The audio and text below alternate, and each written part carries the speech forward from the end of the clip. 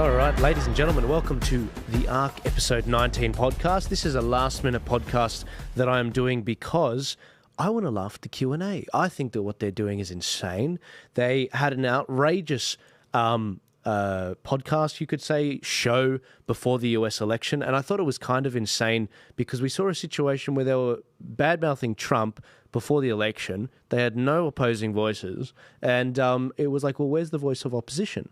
Well, tonight they are actually doing a show talking about the misinformation bill. They're talking about why we need censorship. You know, should Kevin Rudd step down as the US ambassador? Should we see a situation like how do we manage Trump in a Trump with Trump in office? So to help me get through this particular topic, I've got a familiar face, Shakeel Latimer, who has jumped in last minute. Thank you, Shakeel, for joining me as always. The question is, are we still going to be friends afterwards? Because I don't think anybody could convince me to watch the ABC. But I'm taking one for the team just for you, Joel. Mate, honestly, the content for this show, it writes itself when it's the ABC happening.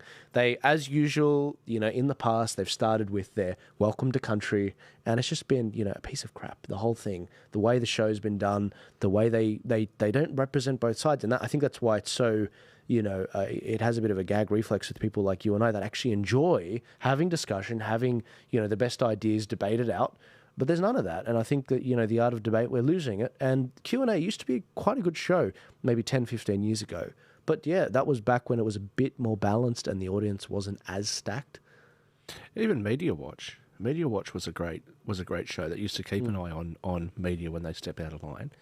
And that's become just very, what would you say, politicised now. You know, the ABC, it is a resource for this country.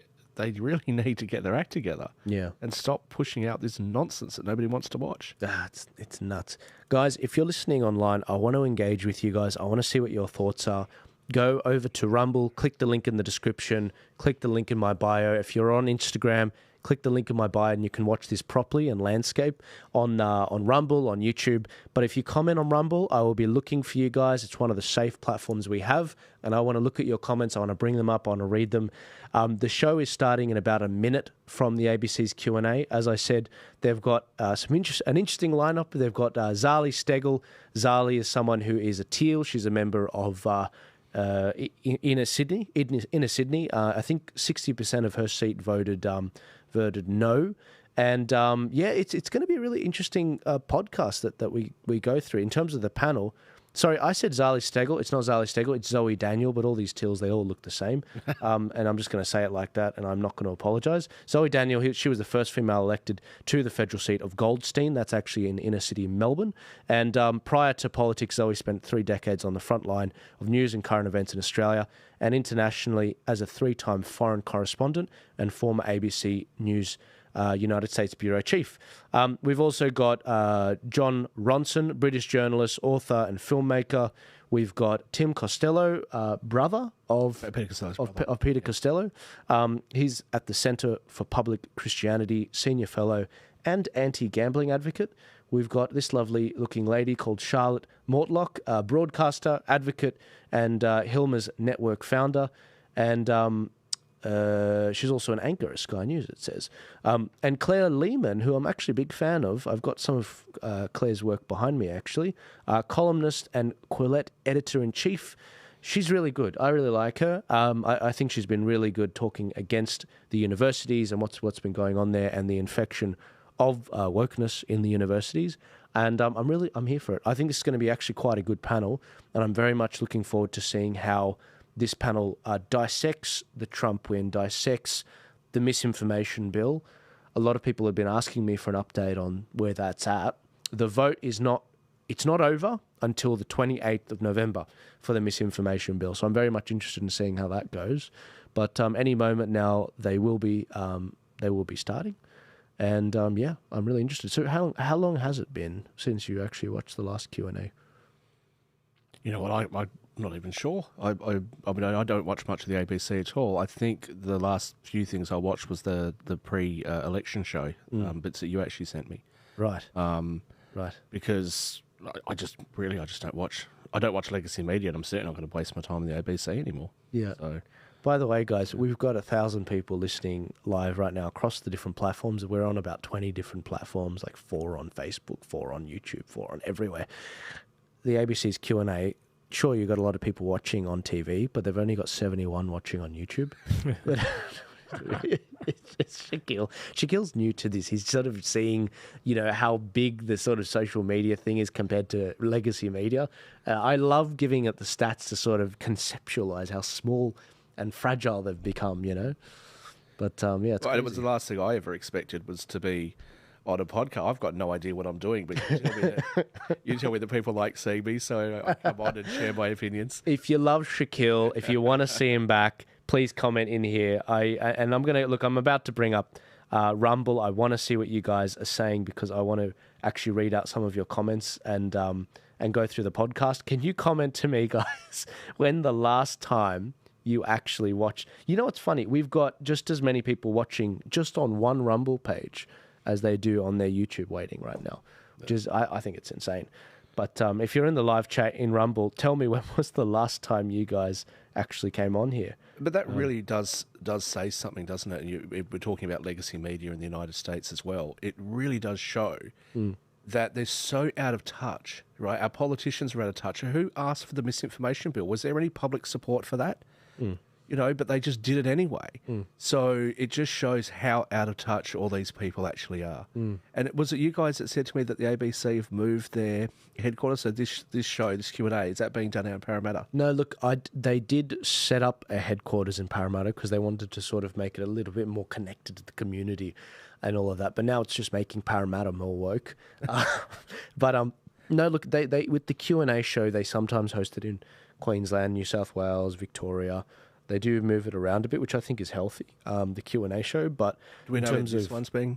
I'm not sure, but they usually announce it at the start of it. So I'm actually very much looking forward to seeing where they're hosting this one. I would imagine this one's probably being held in Melbourne. Yeah. They are starting surprisingly late, but that's okay. A few people have been sending some comments. Guys, again, go to Rumble. If you're on the different platforms, click the link in my bio. I want to see your comments. One person said that they're already getting secondhand embarrassment watching the ABC, And it is a bit like that. Someone said, used my wrong account. Someone said the under-16s internet ban is insane. It includes YouTube and video games. May as well ban kids from watching movies too. It is astonishing, isn't it? The whole ban on kids, Once again, it's not that I necessarily disagree with the sentiment. Yeah. But it's not his job. Yeah. It's parents' job. I mean, can you just get back to running the country? Or not running the country? You're asking too much. It's How dare you, Shaq? What do you think you are, a taxpayer? Exactly. How dare you? Yeah. Demands of the government to do their job. Just leave it alone. Leave us alone. I love that no one's got their names on here. I mean, that's smart. One person wrote, last time I watched the ABC was 5 years ago.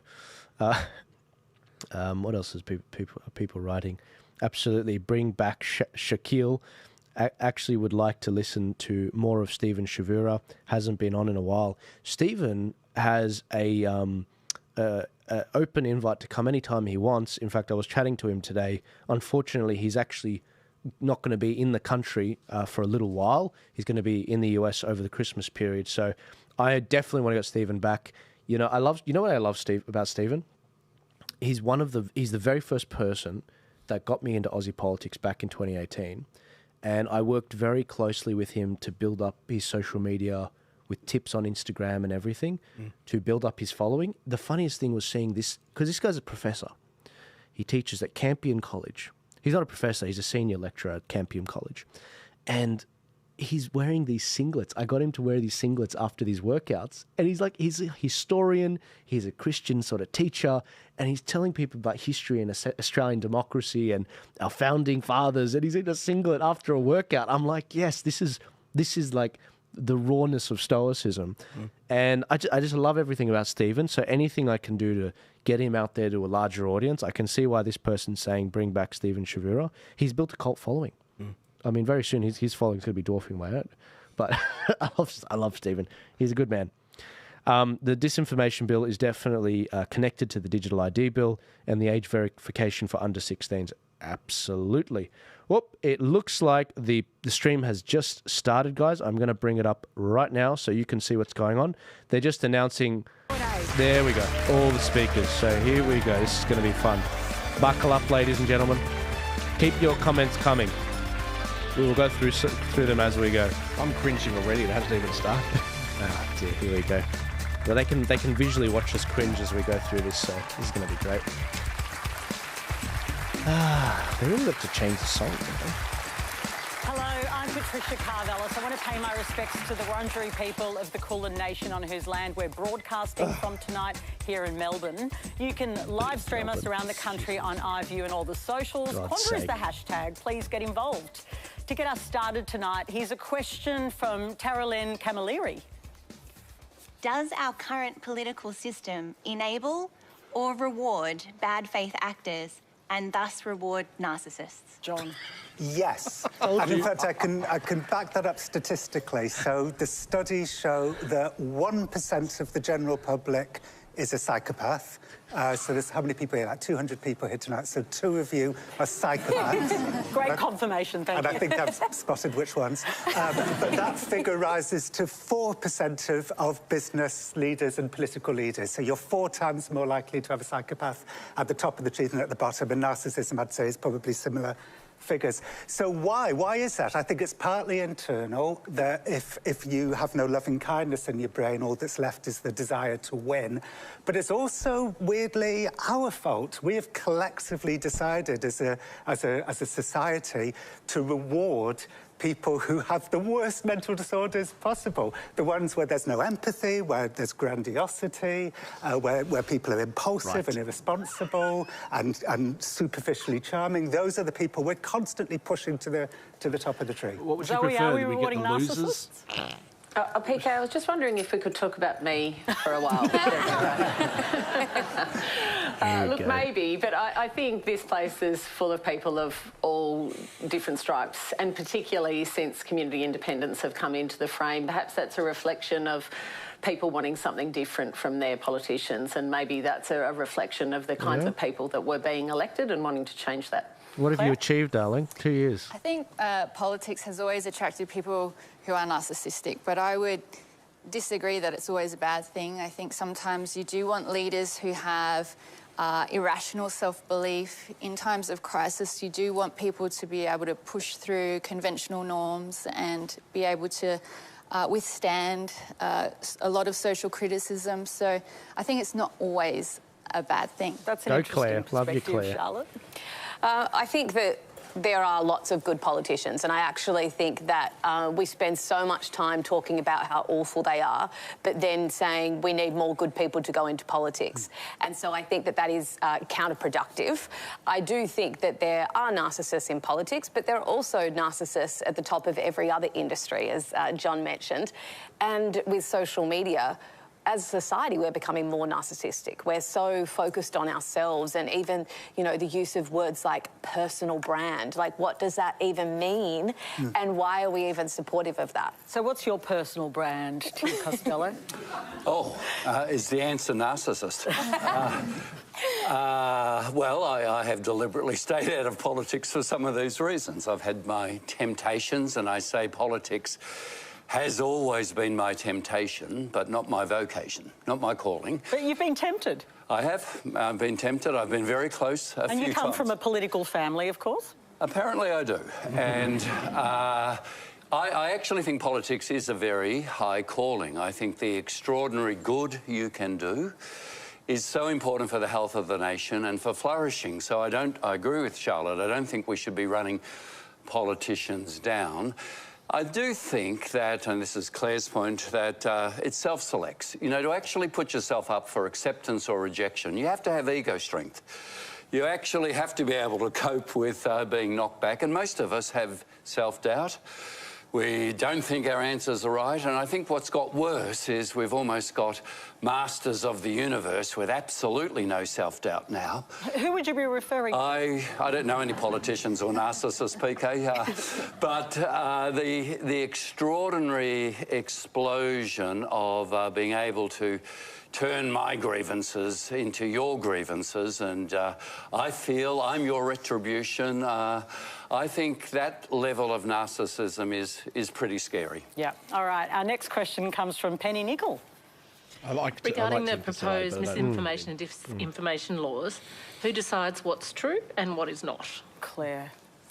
Well, this is why I oppose these laws, because I think the government has no place deciding what is true and what is not true. And, I mean, we can all agree that lies are bad, misinformation and disinformation is bad. You know, the internet and various platforms allow misinformation and disinformation to spread very quickly, and all of these things are bad. What's worse is putting the government in charge of what is true. Once we do that, we're basically living in a totalitarian state. So I think we just have to think a little bit more creatively about what we do about the problems with online platforms, rather than handing the power of deciding what is true and false to government bureaucrats. Zoe? Like and subscribe, You Quillette. supported the bills. That's her With some organisation, changes. Quillette. Very good organisation. And it's a complex area, there's no doubt about that. But at the moment, the arbiters of truth are Elon Musk and Mark Zuckerberg, because there is no regulation. It's a self-regulated industry. And indeed, the platforms are already removing content and managing misinformation and disinformation.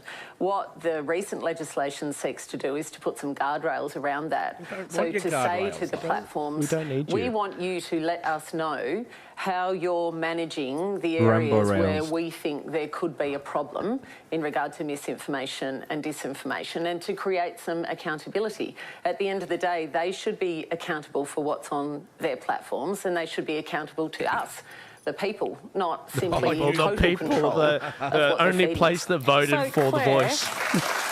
You know, and I'll just remind our audience that when we went through the misinformation got bill, a point, right? I mean, there's they stuff are in there ultimately that in if control, you they're on the criticise the platforms. banks, for example, yeah, so it doesn't matter even if you're saying something which is true. I mean, these can still be platforms taken don't down. want to decide what is true and false.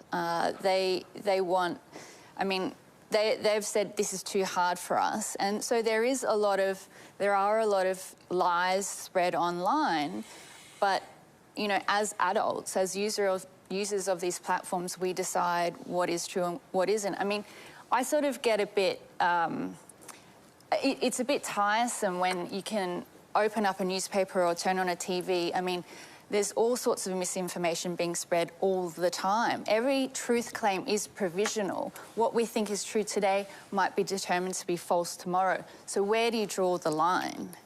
John, is there no universal truth? I mean, there are certain things which are verifiable facts, are they not? We can't let go of that some things are just true, evidentially absolutely. true. Yeah, absolutely. But I would say, going back to narcissism very briefly, another problem with having narcissists in charge is that narcissists don't really care very much about the truth. They care about themselves.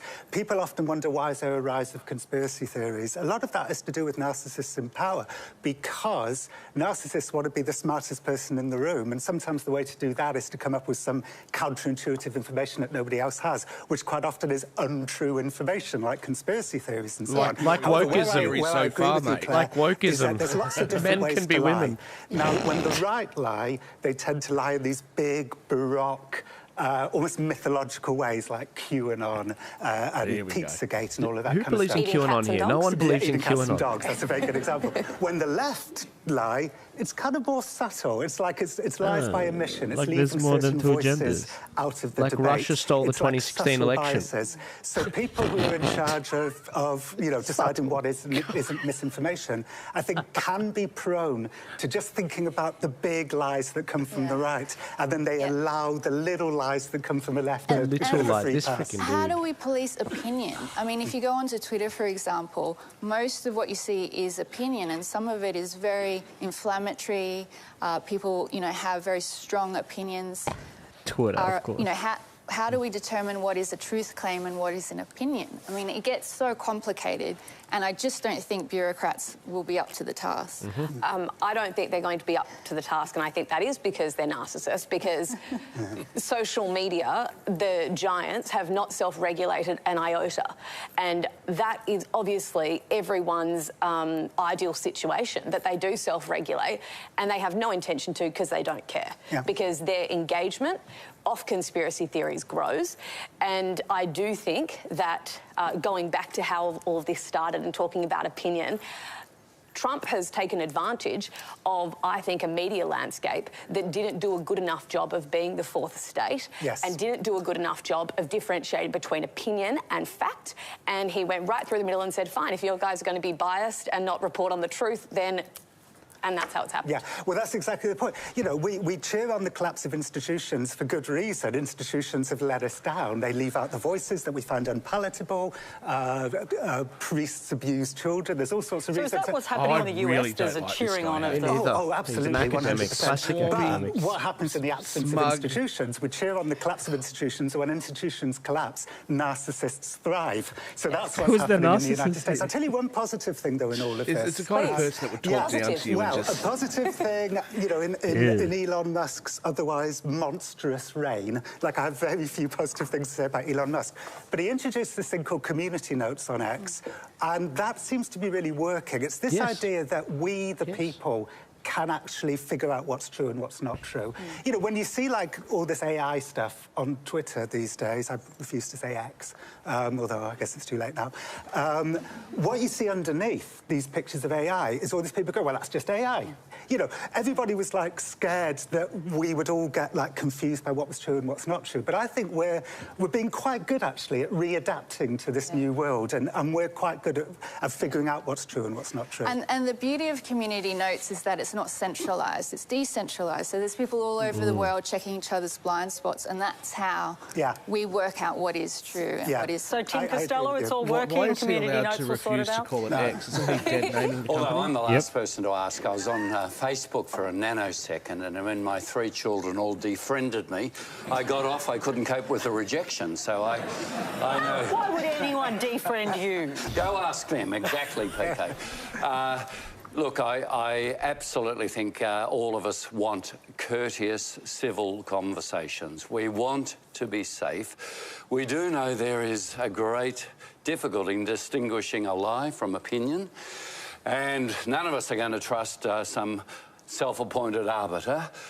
But John's point about institutions is so important. You know, most of the institutions from last century that fragmenting, whether it's church or unions or political parties or military, and they've all perpetrated abuses. Actually, we need a framework, and we don't have one now, and it can't be Elon Musk. Right. So, Zoe, returning to you... Some people go online just in order to have an argument. Literally. Sometimes people go on just to sledge each other from behind their laptops, behind an anonymous name. The arguments made by some of the others about the kind of system sorting it out, people sorting it out. Are you not convinced by that? Look, it's not a takedown bill, it's a guardrails bill, and I think we need some, because at the moment we have none. And in effect, what it says to the platforms is, what are you doing to mitigate the risk of your algorithms spreading misinformation and disinformation? Who defines that? And we need to be aware of the consequences of misinformation and disinformation, and indeed the human rights of the people that affects. For example, the young Jewish man in Sydney who was falsely accused of the Bondi stabbings. By the mainstream media who were exempt from the misinformation bill. Who were bill. affected by race riots based on misinformation and they settled out of court. They did a retraction, they settled out of court. That was your recourse. My final point, PK, is, as you know, I'm a former journalist. Look, if I've things seen like death that, and destruction if they want to try and do that has never about made it those sorts into of my news situations, reports. It lives live in my brain and will until the day that I leave this earth. But it never reached any of our viewers because mainstream media practices a form of content management that is linked to social mores and norms and what we think that people will tolerate in our community. So to think that this is the first time that we're talking about media platforms having some control or responsibility to remove or manage harmful information is naive. This has always happened in one way or another. We're going to keep this discussion going, and we've got a question from Wayne Pyle. To prevent wealthy interest groups and individuals from buying political candidates and selling agendas, what is the argument against public money being used and capped equally across all candidates? Well, we'll start with you, Zoe, because clearly this big bill has a lot to do with, will have a big impact on independence. Yeah, so we need to get big money out of politics and we need to make some changes, and electoral reform is a good thing. So transparency, real-time disclosure, lowering the disclosure thresholds, all of those things I support.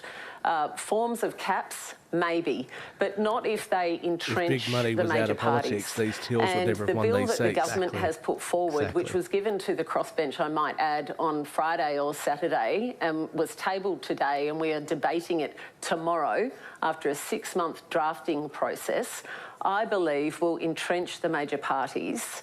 And it's funny to me that they've been trucking along happily together until they're under threat, and now suddenly they've made a deal. Really, the first time I've seen them cooperate on anything since I've been here, to put through legislation that entrenches their power. There is a cap on spending under this bill of $800,000 per candidate, but political parties would have a $90 million national cap. Now, they could advertise in marginal electorates like mine, saying vote Liberal or vote Labor, and that wouldn't be under the candidate's cap. And they have massive national brands that already give them an enormous advantage. More than 30% of Australians at the last election did not vote for one of the major parties. And unfortunately, this is a blatant attempt by those parties to cut those communities out of the frame. That's right. Wayne, what do you this make goes of after the Teals, and this goes after all the minor right them, parties. This will actually wipe out all that 30% of people that aren't voting for Liberal or Labor. Concerned that what I've seen in the last election, where $1 billion was spent on one presidential candidate. I think in Australia we're unique with a compulsory voting system. You still owe $20 million at the end of it. I'm starting to see that the political debate and discussion in our community with all these mechanisms of social media has been watered down. And I think that's where independents have come in, that they're talking at a different voice. I just believe that if there's going to be money spent, that it should be equal across all candidates in each electorate, so that they all have an equal voice and can put up an equal an argument and debate in their respective communities. It's an interesting point you make, Wayne, because the government says that this is about getting big money out, and tonight Clive Palmer has spoken on ABC TV as well, talking about that. He's obviously challenging it in the High Court. Tim Costello, are the laws fair enough, or are you worried about the impact they'll have on new entrants into politics? What does that mean? Like that anybody could run for politics and get an equal amount of money than the big guys? Good thing. Is that what they're proposing? We'll get into the detail after. Absolutely support I'll explain. But if the taxpayer is going to subsidise that, and we are, the taxpayer has the right to say what Wayne just said, namely it should be equal for all the candidates. I am very worried that the structural problems in the major parties won't be addressed this way. And we know they have structural problems in engagement. So why did the Teals do so well? Pre-Teals, it was Cathy McGowan around her kitchen table, particularly with women in a community, saying we want to participate. That actually rejuvenated politics. It then became Teals. Involvement, participation, energy, new ideas. I think this stitch-up of the duopoly is actually killing that off. That part really worries me. Charlotte, you're aligned with the Liberal Party. Is it a deal between the two big parties just to lock everyone out, a bit of a sort of let's just keep us here? Well, I think it's important to note that Labor will be the biggest beneficiaries of this, and this is because they have the unions. There are, in New South Wales, I think about 20 unions that are directly affiliated with the ALP. So they will, by and large, be the biggest beneficiaries of this. However, I just have to push back a little bit on the independent narrative, because, you know, the idea, I know that today they've come out saying that, you know, Labor and Liberal are the Coles and Woolworths. And I do think that in a political campaign, you always want to pitch yourself as the underdog, because Australians love backing an underdog. And I do think that the Teals consistently push a narrative that they are the David and the major parties are the Goliath. If you look back on the last election, the top 7 highest spending of electoral seats, the top 7 were all Teals. So that is money in politics. Okay, but the question is it's true. about But you want to know this chick? I like her. You want to know about an underdog, really increases Pauline public Hanson. funding Oh yeah, when 100%. costs And of what living the way that crisis she has claims are all been good? treated by this country. I think it's a better appalling. alternative than having billionaires like Clive Palmer or Simon Holmes à Court funneling money into independents who are campaigning on single issues. So when you're getting independents who campaign and make promises to their electorate that they can solve a particular issue, whether it's climate change or something else, it creates dysfunction in our parliament. The thing about the big parties, you might disagree with them, but they know how to govern, which means they know about compromise, they know about pragmatism. When you're getting token independents who are sort of can be populist, and I'm not just picking on the Teals, like Clive Palmer's Senator Babette is a populist. I mean, what do they actually add to our parliament? Well, Zoe does not like this at all. Have something to say about that. UAP got a massive amount of votes around the country. He represents a lot of people, and they weren't buying what the majors were selling. Any compromise or reasoned conversation between the two major parties for many years before I was in effect dragged kicking and screaming by my community to run. She keeps talking about because the crossbench had to create a bridge between those two combative entities where one says, I want to do something, and the other one says, nah. And there is zero collaboration between them. All they do is fight, roadblock, and we don't get progress on big issues. And that's why independents like me are there, because our communities got together and said enough is enough is enough. And they fundraised and they scraped up money and they got together volunteers and they put on T-shirts and they door knocked and they targeted only blue ribbon Liberal areas and no Labor areas, and just by coincidence. The last 3 years has been incredibly productive in terms of the way the independents have dealt with the government, and long may it last. Please, let's not go back to what it was before. Okay. I see your comments, guys. I'll read a bunch of them out when I get a chance. I just don't want to interrupt the stream. About how much money was spent in some of the seats that, including yours, where the seats were won. Do you accept that critique that you spent a lot more money than some of the other campaigns? Yeah, because my seat was a safe Liberal seat since Federation, and I had to build a brand in 5.5 months to win an election against a juggernaut that is the Liberal Party. Now, if we level the playing field so we really all do have a fair crack at it, fine. But that's not what this bill does. And indeed, I'm now an incumbent, so I have an incumbency advantage. I have an office, I have staff, I have the money that comes with each vote that the government's trying to get through if this bill passes. But what about new entrants, new independents across the country where communities are mobilising? They will be totally nobbled by this legislation. So sure, get the big money out, but take the power of the major parties out too, because this playing field that they're creating is tilted in their favour. Charlotte, on that, I just want to put to you... She's not wrong.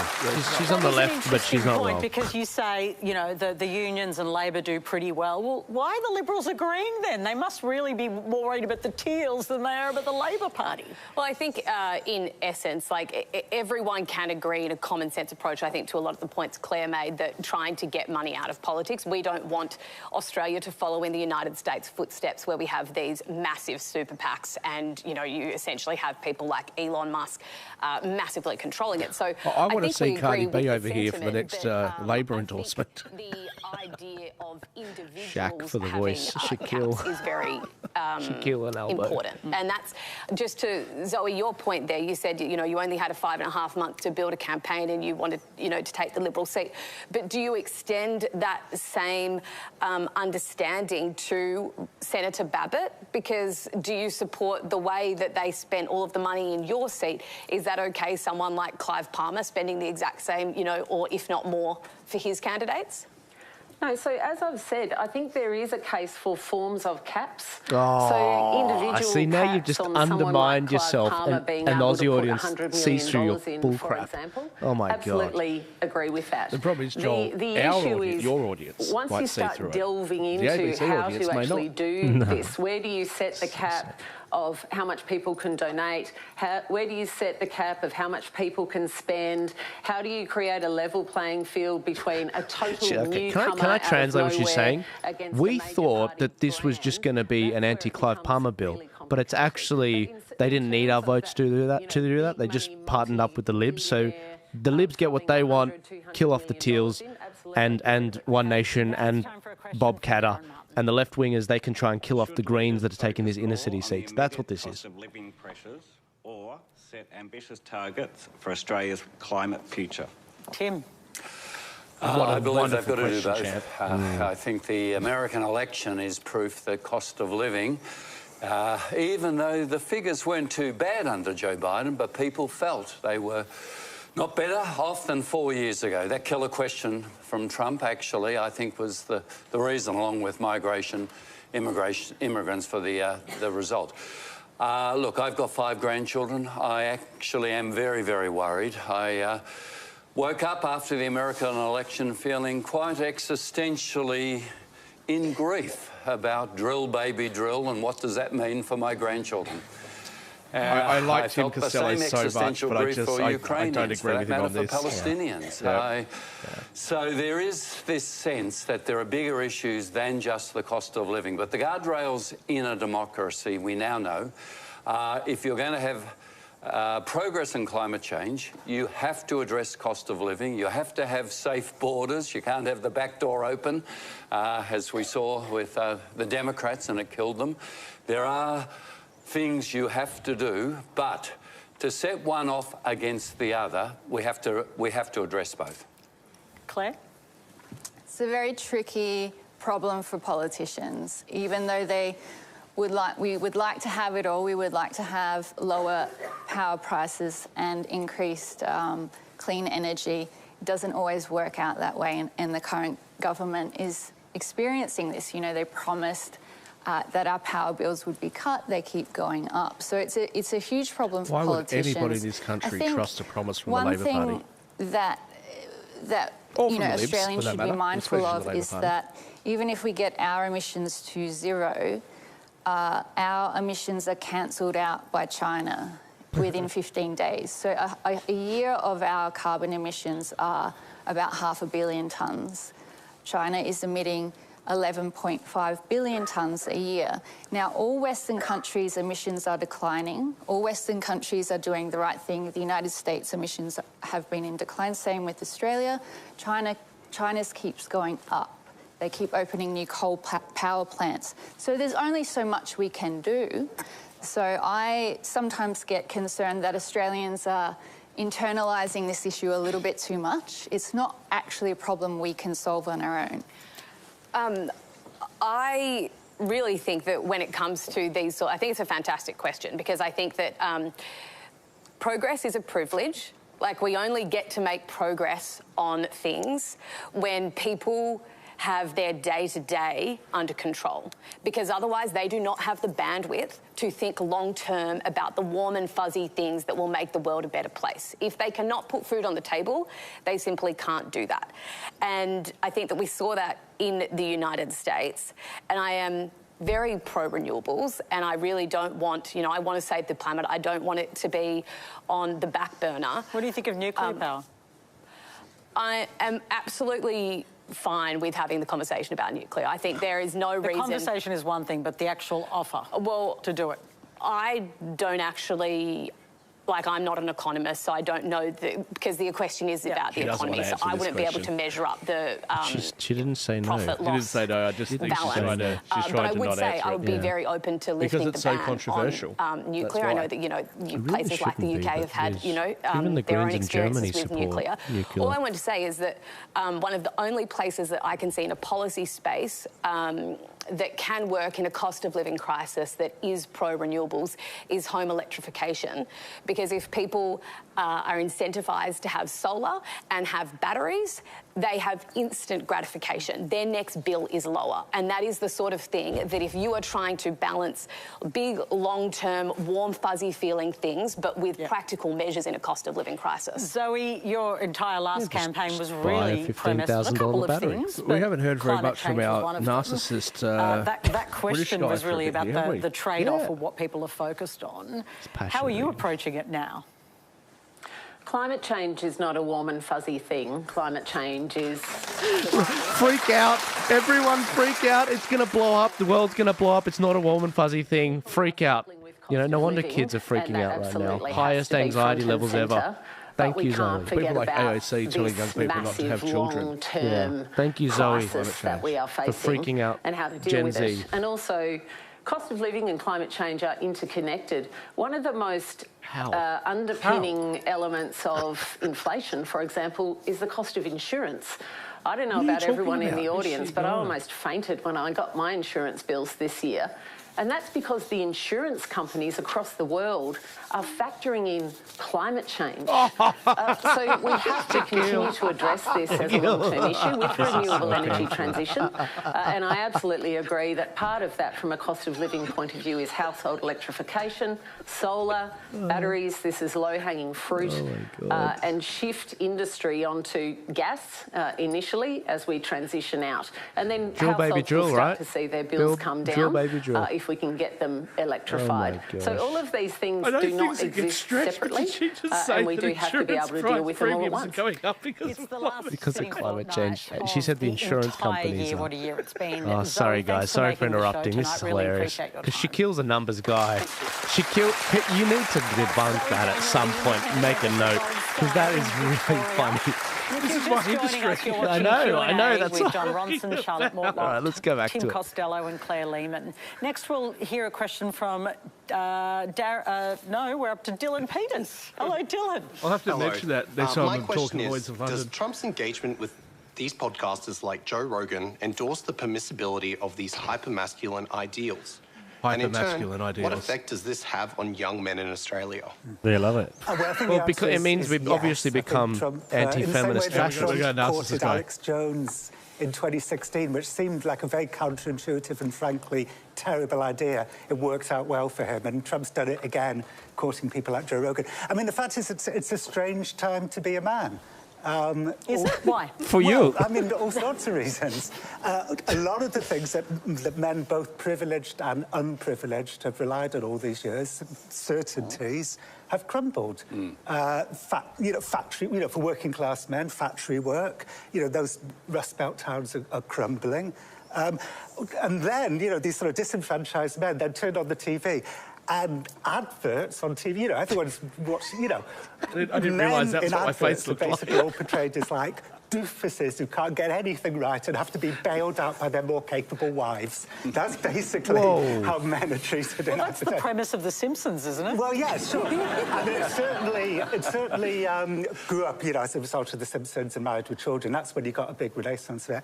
It's a weird time, it's a weird time to be a man. OK, it's a weird time to be a man. Just remind us who Alex Jones is too, for those if people aren't necessarily in particular internet, Look him how up. everyone's in their own Look him algorithm. up. I'm not sure. He's actually right on everything. Algorithms are here. Right. Well, I was actually the first person ever to write about Alex Jones. When he You're was the first 26, person ever to write into this the narcissist club in Northern California called Bohemian Grove, where we witnessed world leaders having a ritual that culminated in a papier-mâché effigy being thrown into a bonfire in front of a giant stone owl. Now, I know that sounds odd, but that is something that me and Alex... Just a regular night. Right. That was a great night of my life, believe me.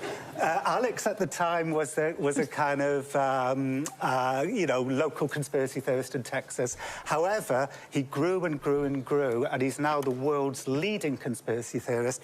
Trump went on his show in 2016 and courted his audience who didn't vote, but voted for Trump. And then Alex started hounding the parents of children who were murdered in the Sandy Hook school shooting. Come on. So he became a much more nefarious figure. Because actually Alex is a narcissist, so he doesn't care. But you were the first to write about him. Well, I mean, He was the in his first to write custody about him. hearing, he was diagnosed by a... Look, by the Sandy somebody in Hook court as parents having a were narcissistic certainly disorder. traumatised. So, He needs like, to that's not apologise me, about this. you know, Yes, armchair and he diagnosing really him. shouldn't have Actually done is a that, but narcissist. this is a stretch. Actually. And now he's got $1 billion judgment against him by the parents of the children killed at Sandy Hook. And so his media empire... Well, I thought it was a trillion. I thought it was a trillion. Dylan, I want to bring you back in. You've asked this That's question about these kind of misinformation. It's actually hyper-masculine ideals and the impact they have Me on too. men in Australia. What concerns you? Well, I'm a high school teacher, so I guess what I'm beginning to see in my classroom is sort of the regurgitation of those statements without much forethought or knowledge by young men in particular. Yeah. I mean, this if is your the problem, kid goes to that school, you know, rip him out. These Rip him young out boys right are now. all gravitating towards the likes of Andrew Tate and these kind of awful manosphere people. And that's because, I think to a great extent, it's because the tech billionaires, they want us all fighting with each other. They want identity politics down here. They want men hating women and women hating men, because that means people like Elon Musk just get richer and richer. The real problem in society right now is class. It's not identity. But it doesn't benefit our leaders for us to want to think that. So instead, they get us, it's bread and circuses. They want to get us all fighting down here. Yeah. And is it working, Claire? Are we all just fighting? We're all in our little camps? I think so, but there's really interesting data that's come out of the US election, and it doesn't neatly fit in with our identity politics narratives. For example, white males actually moved away from Donald Trump at the population level, and Hispanic and black male voters had a huge increase in their support for Trump. And, you know, why is that? There's lots of different reasons, but one reason is because people that look Hispanic and black men left behind. are more traditionally masculine than, you know, white middle-class progressive men. And I think, you know, there's been an issue, they're more comfortable with notions of masculinity. That's what the survey data shows. I think there's, you know, we have demonized maleness, we have demonized traditional masculinity, and so when there is a vacuum, you get these people like Andrew Tate coming in and filling it. Yeah. Andrew Tate's bloody can I legend, just say, for so I'm so just many going to say men, that. the He's doing adjective what the always government before isn't doing. masculinity is now toxic, and I think we know that our wives, our partners are smarter than us, they're earning more than us. There is this sense of a profound shift from our Father's Day, and there is profound insecurity. And speaking to teachers up on the Gold Coast, I remember a female teacher stood up. She said, "Look at me, I'm 5 foot tall. The Year 10 boys in my class terrify me, have me in tears. They are all watching Andrew Tate. I do not know what to do." Yeah. And then right around the room, other teachers started saying the same, particularly women. So there are toxic males, but it's not all males. So what do you want to do? And it is ban them interesting, from I think, social media. That's what you want to do. The under-30s men, Joe Biden Put them all on won estrogen. them by 15 their points. penis. This year, under-30s men, Trump won by 14 points. So the flip for under-30s men is very, very dramatic. Something because we're fed is up. going on, and we have to address it. Charlotte? I was just going to say, Tim, you spoke to like that sense that women are, you know, doing all of these things. I think what has happened is that, and I spend my time talking about how women are systemically, you know, disadvantaged in politics, and I definitely. Women are still disadvantaged in a lot of systems. So apparently, like, there's a disconnect going on here. So we're hearing, you know, men feel like women are earning more, and but then women aren't running the companies. What it is, though, it's the cultural aspect. And at the moment, so I think in the systems, women still aren't earning the same. We're still not represented in Parliament in the same numbers. And what we are seeing, though, is that culturally women have become superior. And I do think that we see that in pop culture in a lot of different places. And I just think that as Why is she wearing a Saudi woman jersey? who is very vocal on women's issues, it weighs heavily on me that you can be pro-women without being anti-men, and we do not need to demonise men. And I think there is something funny going on at the moment, and I think this goes to your point, where young men are being kind of infantilized as well by women, saying, this is the podcast you can listen to, this is the, you know, where... And I don't think that's helpful. I really think that's counterproductive to what we're trying to achieve. Yeah. You keep referring to toxic masculinity. Yeah. I'm expecting. Where is the guy on the panel that is just going rah, rah, rah? No.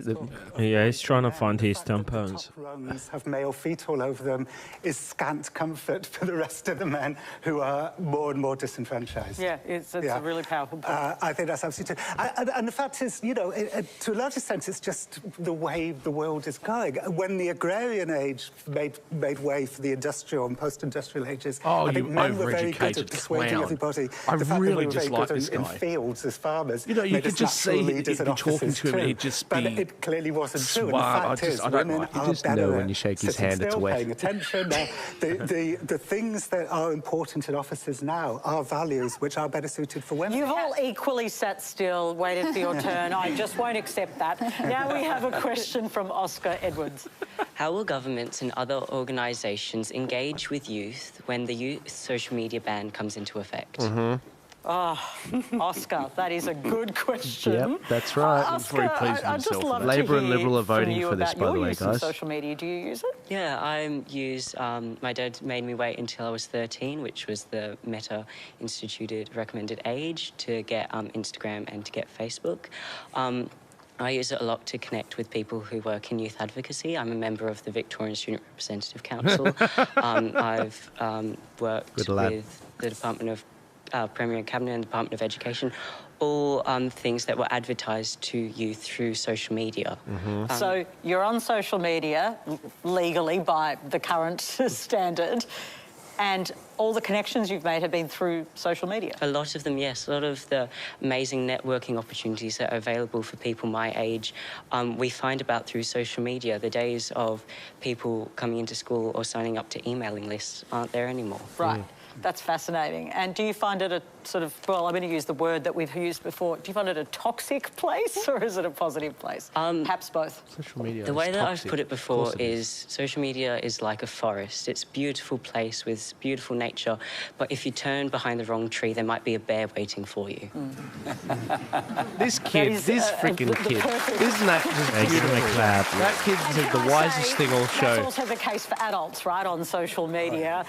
Claire, I want to bring you in because the question that Oscar has asked is a really important one. How exactly are those campaigns going to be run once social media is banned? Well, I don't think that this law will actually be enforceable, and I think the government knows that. They just want to pass it to give parents a bit more authority around the kitchen table.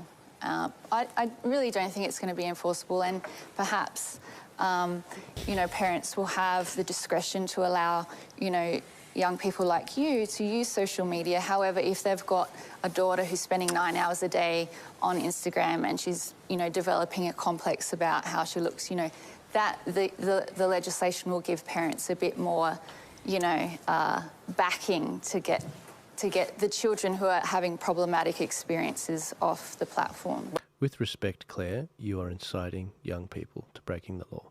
Yep. You're actually inciting people. Well, so when this passes, if you said that after, you're inciting people to break the law, even though the parents give you consent, it's against the law. You know, I bought some girly magazines when I was in year 7 from the year 11s, right? Obviously the internet existed, but not like it is now. You're never going to stop kids from accessing things if they want to see things. You're never going to do it. No. Why are they even trying? That's why I'm excited, because it will pass. If you've got Labour and Liberal, it doesn't matter what we do with the minor parties. It only makes up 30% of the votes. It will pass. And the really interesting thing is, the fascinating thing, is going to be seeing how all the creative people in Gen Z work out a way around it. Because there are some brilliant minds there that they know how to code. I don't know how to code. These kids, they know how to code. They know how to get around these things. They're going to come up with some really cool things that we're going to adopt as part of our movement. It's going to be, I'm actually very excited. It's going to unlock a whole new potential of talent. Sorry, I just discovered the space bar to pause, so let's get back to the show. Right, so you think it can be used as a tool? Yeah. Yeah. You don't expect it actually to work? I don't think it's going to be, I don't see how anyone's going to be able to enforce it. Are you going to stay on it? Well, I'm asking you if you're going to break the law, because you're only Exactly. 15, so no, you're not going to break the law. I wouldn't break the law. Amazing. You should say I'm going to break the law. As young Screw the people, government. we don't get opportunity to have a voice very often, and when we do, it's so rare. And social media is literally a platform to give people a voice, and to ban it for people under the age of 16, it's taking away a part of their voice. Wisest thing the whole show. Here, Charlotte, Brilliant. this is the kind of conundrum, isn't it? I mean, I like that Oscars. I would have liked that kid to be a little bit more assertive like instead of being so polite. And though. good me on too, you for 'cause then being they so would have been involved, like, you because know, I think I'm right that we here. were having this conversation Come about at me, Albo. the failure of institutions, and good I'm on you not for being sure. so proactive and finding a community. So Yes. that's amazing. However, my hatred for social media runs so deep. It's really hard for people, I think, to imagine a world where social media exists, but it's not with the current social media giants. The current social media giants have done nothing. They've done nothing to protect you and nothing to protect grown adults. It has led to polarisation and to literally young people suiciding, and they haven't cared. Bo Burnham, who's a brilliant brain, he's an actor, he said recently that we used to colonise land. That was the way countries got rich. You would invade a country and you would steal their resources. And now our brain and our attention is being colonised. That is the capital that they are going after, and they are publicly listed companies, and they will never stop. Growth is all they want, and they don't care about anyone's health. What we can do is get an innovative Australian company to come through and create a platform where young people can be, and I don't want any young people that have found a great community online, I don't want them to lose that community. I'm so pro-community. But I'm just saying, we don't have to accept that it is this or nothing. Is she talking about Telegram or something? Can I just conceptualise this whole debate around the whole under-16s issue? And I said this on our last show last week. Is there a problem? Are kids' minds being, completely turned to mush? Absolutely. A good friend of mine, Damien Costas, he said, Joel, if you looked at the data on this, it's very troubling. We are literally witnessing in real time de-evolution of the brain and what's going on. This is a genuine problem. However, the parents have failed. The government is coming in on the coattails of this genuine issue, and they are going to usher in a digital ID. That's the problem we've got. And this is the thing. We need parents to, one, be more active in politics so that this thing doesn't pass, but two, and probably more importantly, take care of your kids. Don't leave it to the government. And look, it sucks that, the cost of living is so high now, which has happened sort of over time, that in order to buy a house and to pay for groceries, that you need two parents out in the workforce to pay for 1, 2, 3, 4 kids. But the problem is we've got to get away from giving our government and turning to them to solve our problems. Because instead what's going to happen is they're going to give you safety, but you're going to give them control. And that's the way this digital ID thing's going to come in. And that's the crux of the problem. Genuine problem, but the solution that's going to come in is going to bring in something far worse. And that is the really troubling thing about this whole topic. If you guys want more on that in terms of going into the science of that, I can get Damien on or someone else on to talk about this topic, but this is really what's going on here. And the worst part about all this is if they shut down social media, our indoctrination source, which is basically just hearing another side of the narrative, like from me or Rogan or someone else in alternative media, that will be shut down. Nigel Farage will be shut down, which had a huge effect in the UK election on young people. But the Department of Education will keep pushing their crap on the back of your taxpayer funding, and they will go unopposed. That's the problem. That's the big problem I see. But yeah, there is a genuine issue with regards to the algorithms here. The government is almost never the solution. The government is always the problem. So does this need to be addressed? Yeah, I read this meme, I think it was, years ago, and it said that one of the most terrible, pernicious things that we've done to our youth is that we've stolen their boredom. And I was like, and then it went on to explain that previous generations, the kids got bored, They'd go out. They'd create a game. They'd go and play with each other. They'd come up with something. I grew up in semi-rural Western Australia, and my friends would ride their bikes over. It'd be 20 minutes on the bike. We'd go and explore and take tadpoles out of the creek and stuff like that. The kids don't do that anymore. So yeah, of course it's a problem. Parents are overworked, and the really sad thing about that is you've got parents that come home and they're stressed and they're tired. And the people that they care about the most, their children only ever get to see a very tired, stressed out person. They get to see their parents pretty much at their worst. Their parents' best energy is spent while they're at work. So, I would say to people, if you want to buy a house, do you need to live in the city? Go out to the country where you actually get to know the baker. Yeah. Right? Yeah. Go out to the country where you can actually, go to the butcher shop and buy stuff, where you've got that country feel. It's not for everybody. I understand that. I get it. But what we're doing is we're creating such a high stress environment.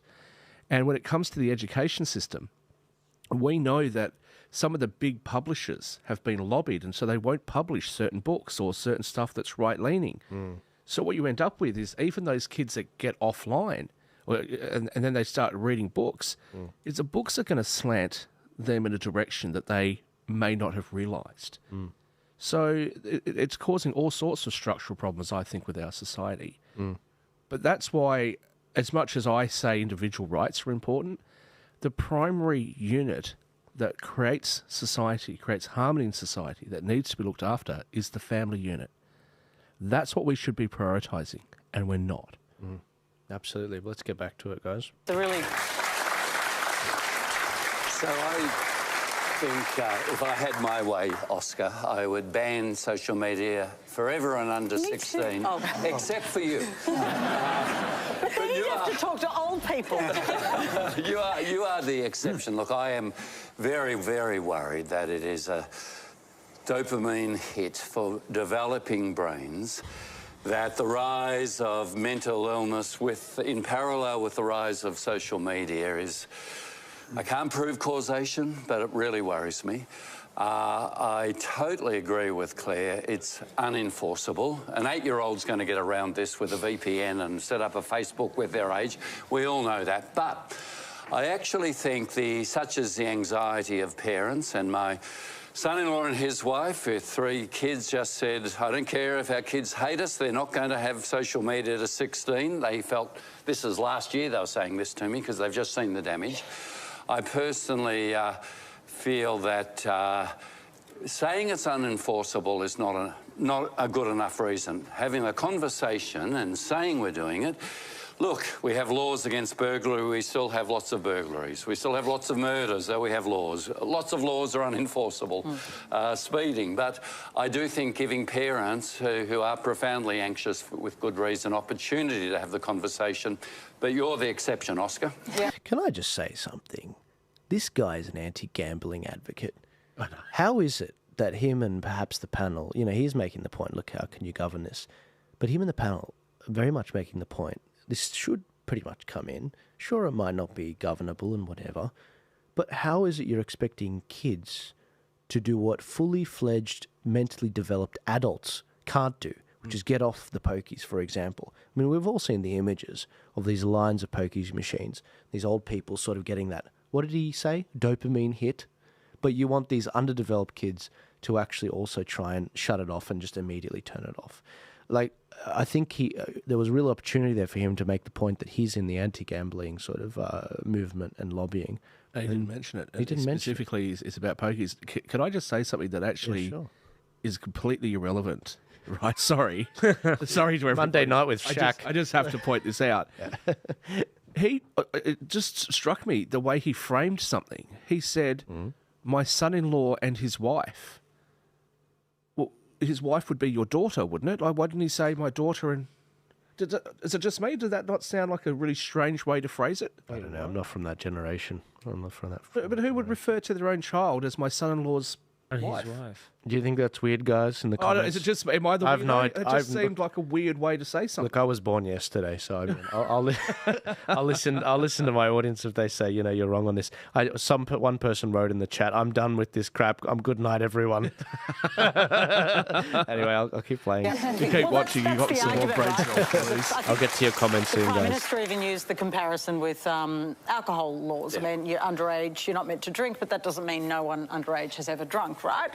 Have you not seen some of these events? So, John, we're having this big conversation, as you can see, in our country to ban social media for under 16s. And I know this conversation's beginning in America too. A book's recently come out, The Anxious Generation, I think, which is calling for a similar kind of ban. I got to say, look, I despise social media with the same venom that you do, I'm happy to say. I don't think banning is the right answer. And let me say something positive. Maybe it's reaching for a little tiny nugget of positivity Why is he amidst doing all that the thing with his negativity. hand? But I was talking to somebody the other day who said that their 12-year-old kid is much more savvy about social media than their older siblings. Because when it comes to quote-unquote cancel culture, I think what the young were doing was creating a set of rules that were impossible to live up to. They were creating a kind of draconian rule for it. And their younger siblings were coming along and thinking, we don't want this. We don't want to be walking around like in a minefield. If we say something slightly wrong, we're going to get destroyed for it. We don't want this. And I suppose that's my long-winded way of saying that I hope and think that as we grow up with social media, young people are going to become wiser and more savvy. They're going to readapt.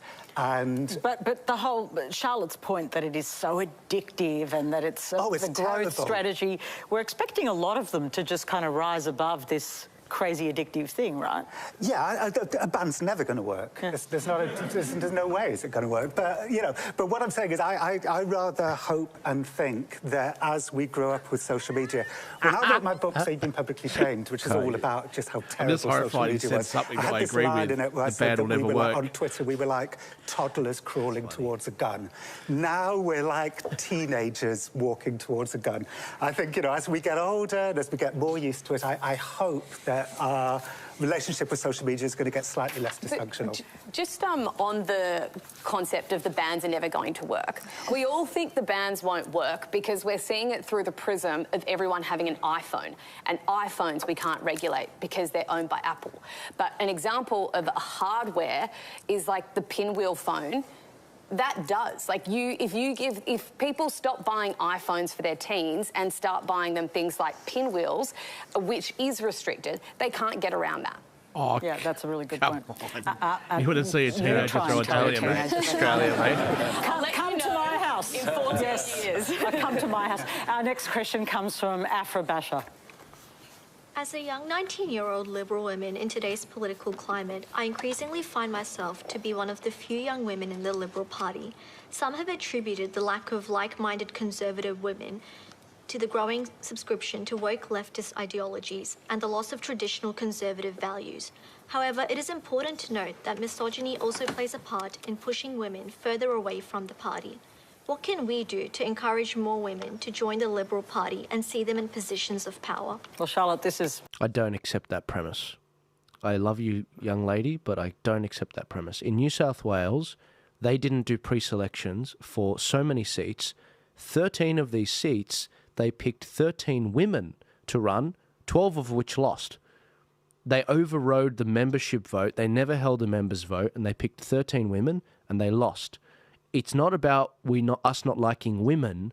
It's that we don't like, incompetence. That's not to say women are incompetent. Let me give you an example of a good female senator who wasn't pre-selected. Conchetta Fierravanti-Wells, senator for the Liberal Party. This is a factional game. This isn't a female game.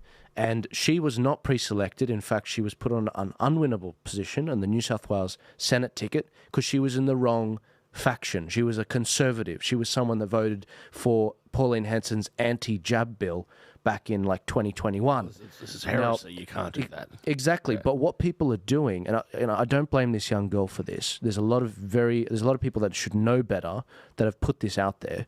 What they're doing is there's a lot of females in the Liberal Party. They're using the woman card in, not her, a lot of the higher echelons of it to get one up on some of their candidates that they perhaps may not be able to beat on competence or numbers or winning members' votes for pre-selection in these seats. So they play the woman card if they can, or they play the diversity card if they can. For example, we don't have enough Lebos in the party or Indians in the party or whatever. Take your pick, Aboriginals. And that helps them to escalate their ability to move up rather than do more for the community, get more votes and whatever. Is there misogyny? Of course, there's always misogyny in every single party. Is there racism? Absolutely. Look at all the last Labor leaders in the Labor Party. They're all white, but this is the problem. What we're seeing here is a factional battle between the moderates, between the left-wingers, and between the Conservatives and the Liberal Party. It's a lot more nuanced than the Liberals have a woman problem. They don't have a woman problem. There's a factional problem. They can't even pre-select their own candidates. Even today, we are months out from an election, and they still haven't pre-selected candidates in New South Wales for key seats because there's a factional battle going on right now. That's what that is. So, Joel, you know a lot more about politics, especially Australian politics, than just about anyone I've ever met. Oh. I think with that young lady there, look, I wouldn't have picked her for being 19. I think she looks and sounds like a 12-year-old personally. Right. The reason I say that is I think somebody like her is going to have a difficult time being taken seriously, right? Because of her age, her age and inexperience. That is not a conspiracy against her. Just like when I was, a junior broker, right? And I'd brazenly walk in and talk to these, really wealthy people and try to get multi-million-dollar investments off them. It was never going to happen because they didn't take me seriously because I was too young and I was too inexperienced. The problem is that people like her, very smart, are told that the reason she's not getting ahead. I'm guessing here. I don't know this woman. Yeah, clearly that's what she's probably been told that it's because of misogyny. It's because of sexism. It's because of racism. So when you tell somebody that, and they struggle to get ahead, or they see somebody else that perhaps comes from a wealthier family where the doors were opened a little bit easier, they can assume that actually the problem isn't something that I've done, it's just because of the colour of my skin or my gender or whatever. And that's some of the damage that gets done to a lot of young people because they don't realise that maybe right now the opportunity wasn't available to you, but it will be available to you in 2 years, or it will be available to you in 5 years. That's right. Right? So because she does look so young, I would assume that in a lot of jobs, depending on what she's trying to do, she would have a difficulty in getting people to take her seriously because she looks very young. She's sort of timid. She's got a timid voice. And I'm just going to repeat myself. And so she's going to get a false sense of what's actually happening to her. Well, let me give her what she wants, and what we all want is equality of opportunity. So when you join the Liberal Party, when you join the Labor Party, when you join the Greens or a minor party, what we want out of our democracy is an ability to have the same ability to fund your campaign as pretty much anyone else would, which is why Australia is one of the few countries that has taxpayer-funded elections. You want to have the ability to be a member of the party, do as much time as anyone else would have to. Maybe you've got to do a year or two of volunteering. You've got to be a member for 2 years before you get voting rights. You have to campaign within the party. So, people know you. You're part of the machine of the party. You put some blood, sweat and tears into the party to building it up. You do your years. Maybe you run in a few seats that aren't winnable. But the point is, it's equality of opportunity. And if you have that, you can't complain. That's not what's happening right now. That is not what's happening right now. It's a factional thing where these moderates within the party, they're really left-wingers within the Liberal Party. They have stacked the Liberal Party. They are not allowing Conservatives in. They're not allowing Christians in. We saw this in South Australia. When Alex Antic tried to get hundreds of people into the Liberal Party establishment tried to keep them out. But unfortunately, there was too many people trying to join Alex Antic. He flooded it with members in the Liberal Party. However, in Victoria, in New South Wales, in Queensland, new members that are trying to sign up, people that perhaps watch this show or watch other shows, they're not letting them in. They're cross-examining them. They're looking at their Facebook. Oh, you liked one post from Joel or this person or that person. You follow this page or that page. No, you're not allowed in. That is what people are being succumbed to. So going back to the woman issue, yes, we should have equality of opportunity. You should have the ability to join the Liberal Party. You're young, you're 19. You should do a couple years before you get voting rights. You should volunteer in a bunch of campaigns, cut your teeth on how to hand out a how to vote card. build something outside of politics, actually run a business, do a bit of charity work outside the Liberal Party, you know, and slowly apply to become a candidate at an election. I think the first election Peter Dutton ran in, it was an unwinnable seat, and he did a very good job in it. He was 19, actually, when he was pre-selected in that unwinnable seat. He did his time. He did a few more elections. Eventually, he won a seat. He did his time. He did his time as the Minister for Home Affairs, and eventually he was trusted by the party to be the leader of the opposition. There was a build-up. Now, if anyone is denied that from doing similar things, then we've got a problem. Now, that problem doesn't exist in the Liberals with regards to going after women. That doesn't exist. Is there a bit of a boys' club? Yes, but that's because the establishment of the people, it's about who they know and trust and whatever. Does that mean women have to go above and beyond to be completely blemishless in the Liberal Party? More than men? Maybe. But the ability for women to be pre-selected, it's not zero. In fact, what's happening is where in the Liberal Party right now, they've overcorrected. They're pre-selecting women that don't have the support of the members of the party in these areas. And they're sending these women in to lose. And they go in and they lose because they haven't built that time. They haven't done their time and actually built the party up, you know, built the name and brand recognition in these areas. And they get set up to lose. How is that helping them? It reminds me of affirmative action in America, when affirmative action, it gets these black people that have no ability to actually keep up with people in Harvard, these top-tier universities, when they'd flourish in a Tier 2 university. No, you know, affirmative action puts them in a Tier 1 university, sets them up to fail, and then they collapse all the way down to the bottom, and they just drop out. And that's the problem with quotas. You know, race, gender, you know, whatever. When you've got quotas like that, you do set people up to fail. But as you said, the Liberal Party overcorrected, but they're not trying to find the best women. And look, some of the Teals, whilst I don't agree with a lot of the things that they say, some of those Teals should be Liberals. They should be Liberal women in those seats. So, you know, I think look, there's certainly a problem, but the other side, the Labor Party and left-leaning parties around the world tend to say, well, because you're a woman, we're going to put you into this spot. Yeah. And they put them in places that they can't lose in. Mate, we got some cracker comments. Sorry to cut you off. One person said, so how do we manage this situation with this issue when you've got, this is what the person said, so to put this out to the Brain Trust, how do single parents manage this with shared custody with regards to kids and social media and everything? Oh, well, I don't think this ban, I think it's ridiculous, and I don't think it's going to work. And let's be honest, most shared custody, one parent will do, I won't say most, but a lot of the time, one parent will allow the kid to do what the other parent won't let them do. Right? You see that all the time. You don't want your kid to play PlayStation all night. Your kid goes to the other parent's house, they play PlayStation all night. I mean, I just don't see how you'd ever enforce this. But the other thing to remember here is some of the damage that'd be done by you cutting off communication between your child and other people, extended family members and things like that. Right? You're going to cut them off. You know, I don't get this. And again, was there community support for this in the first place? I mean, if there was, I'll stand corrected. But I don't think government was asked to create a ban. I mean, parents should already have the ability to control their children with parental controls on the devices if that's what they want to do. But kids aren't going to want them to, so you're going to enforce it by a ban? Honestly, I think that the government should be taking a lot of these things to the election. They should, when you go to vote, you have your how to vote card ready to go and you vote for the lower house candidate, you vote for the upper house candidate, but there should be a whole separate sheet and there should be like 10 things on it.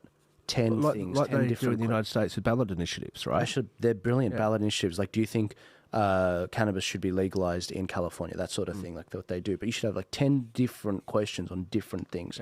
Do you think, and look, maybe they're not constitutionally binding. Maybe some constitutionally binding, maybe some are plebiscites that are indicators. But whatever it is, we should have more direct democracy, not less. And because when you get less, you get the misinformation bill just losing. It should be losing by 70%. I guarantee you, if you put that to a vote, we would win by 60 to 70%. I reckon it'd be higher. I reckon it'd be 90% of Australians. But you know what, Joel? The reason that they're not doing it is because they don't want to. Because the reality is, The Voice, when it first was proposed, actually had the majority of Australians supporting it until the details became very hazy. People weren't sure exactly what was going to happen. There were some real concerns that were brought up. And basically those concerns, nobody even attempted to affray the concerns. What they just did was said, oh, you're racist, you're dinosaurs and dickheads, or whatever Ray Barton said. Like, they just, called everybody names and then wondered why people turned against them, right? What's happened since then? The only place in Australia that voted for The Voice was the ACT. Every other state and territory voted against it. Now you've got the Labor premiers around the country trying to introduce a treaty at state level. Yeah. Why? What part of no didn't you get? The misinformation bill. Let's just pick a figure, 70%. If 70% of Australians don't like this and don't want it, they don't care whether you want it or not. They don't want the public to actually, I know I sound like a conspiracy theorist here, they don't want the public to have a say because the public's going to tell them very clearly, I can't swear on this, to go away, right? Let's be honest, how would an Aussie speak? It's daft. Yeah, I was going to say something else. Yeah. But we don't want them to do this. Yeah. So what they're doing is they're doing it through the back door. When did the Labor Party, coming up to the last election, ever, I mean, maybe they did and I missed it, did they ever say that their platform they were running on was to introduce a misinformation bill? Was that something they were discussing? Maybe it was in the manifesto, but it was never talked about publicly. I don't remember it being public. But there just isn't the public support for it. So I agree with you that we should be able to have things like a ballot initiative or a mini referendum or non-binding plebiscite or whatever. So at very least, the politicians can get some feedback about what the Australian people want. Yeah. And the Australian people don't feel like they're alone, because otherwise you walk around going, am I the crazy person or does everyone else agree with me? We should have that. And in terms of the mechanics of how government would work, it would be a lot more efficient, because often what we have is a debate over, we won and we won on a mandate of this, and then the other side saying, no, you won on this, not that, and whatever. Whereas if you have a clear vote, this is the percentage of this, and this. It may not be a constitutionally binding vote, maybe a plebiscite, but maybe it is a constitutionally binding vote and you do give them information and they can look at it. I just think that I guess the question there, Joel, would be because we would say if it's a major change to how our country is going to operate, then it should be something that's voted on. But who's going to determine what a major change is?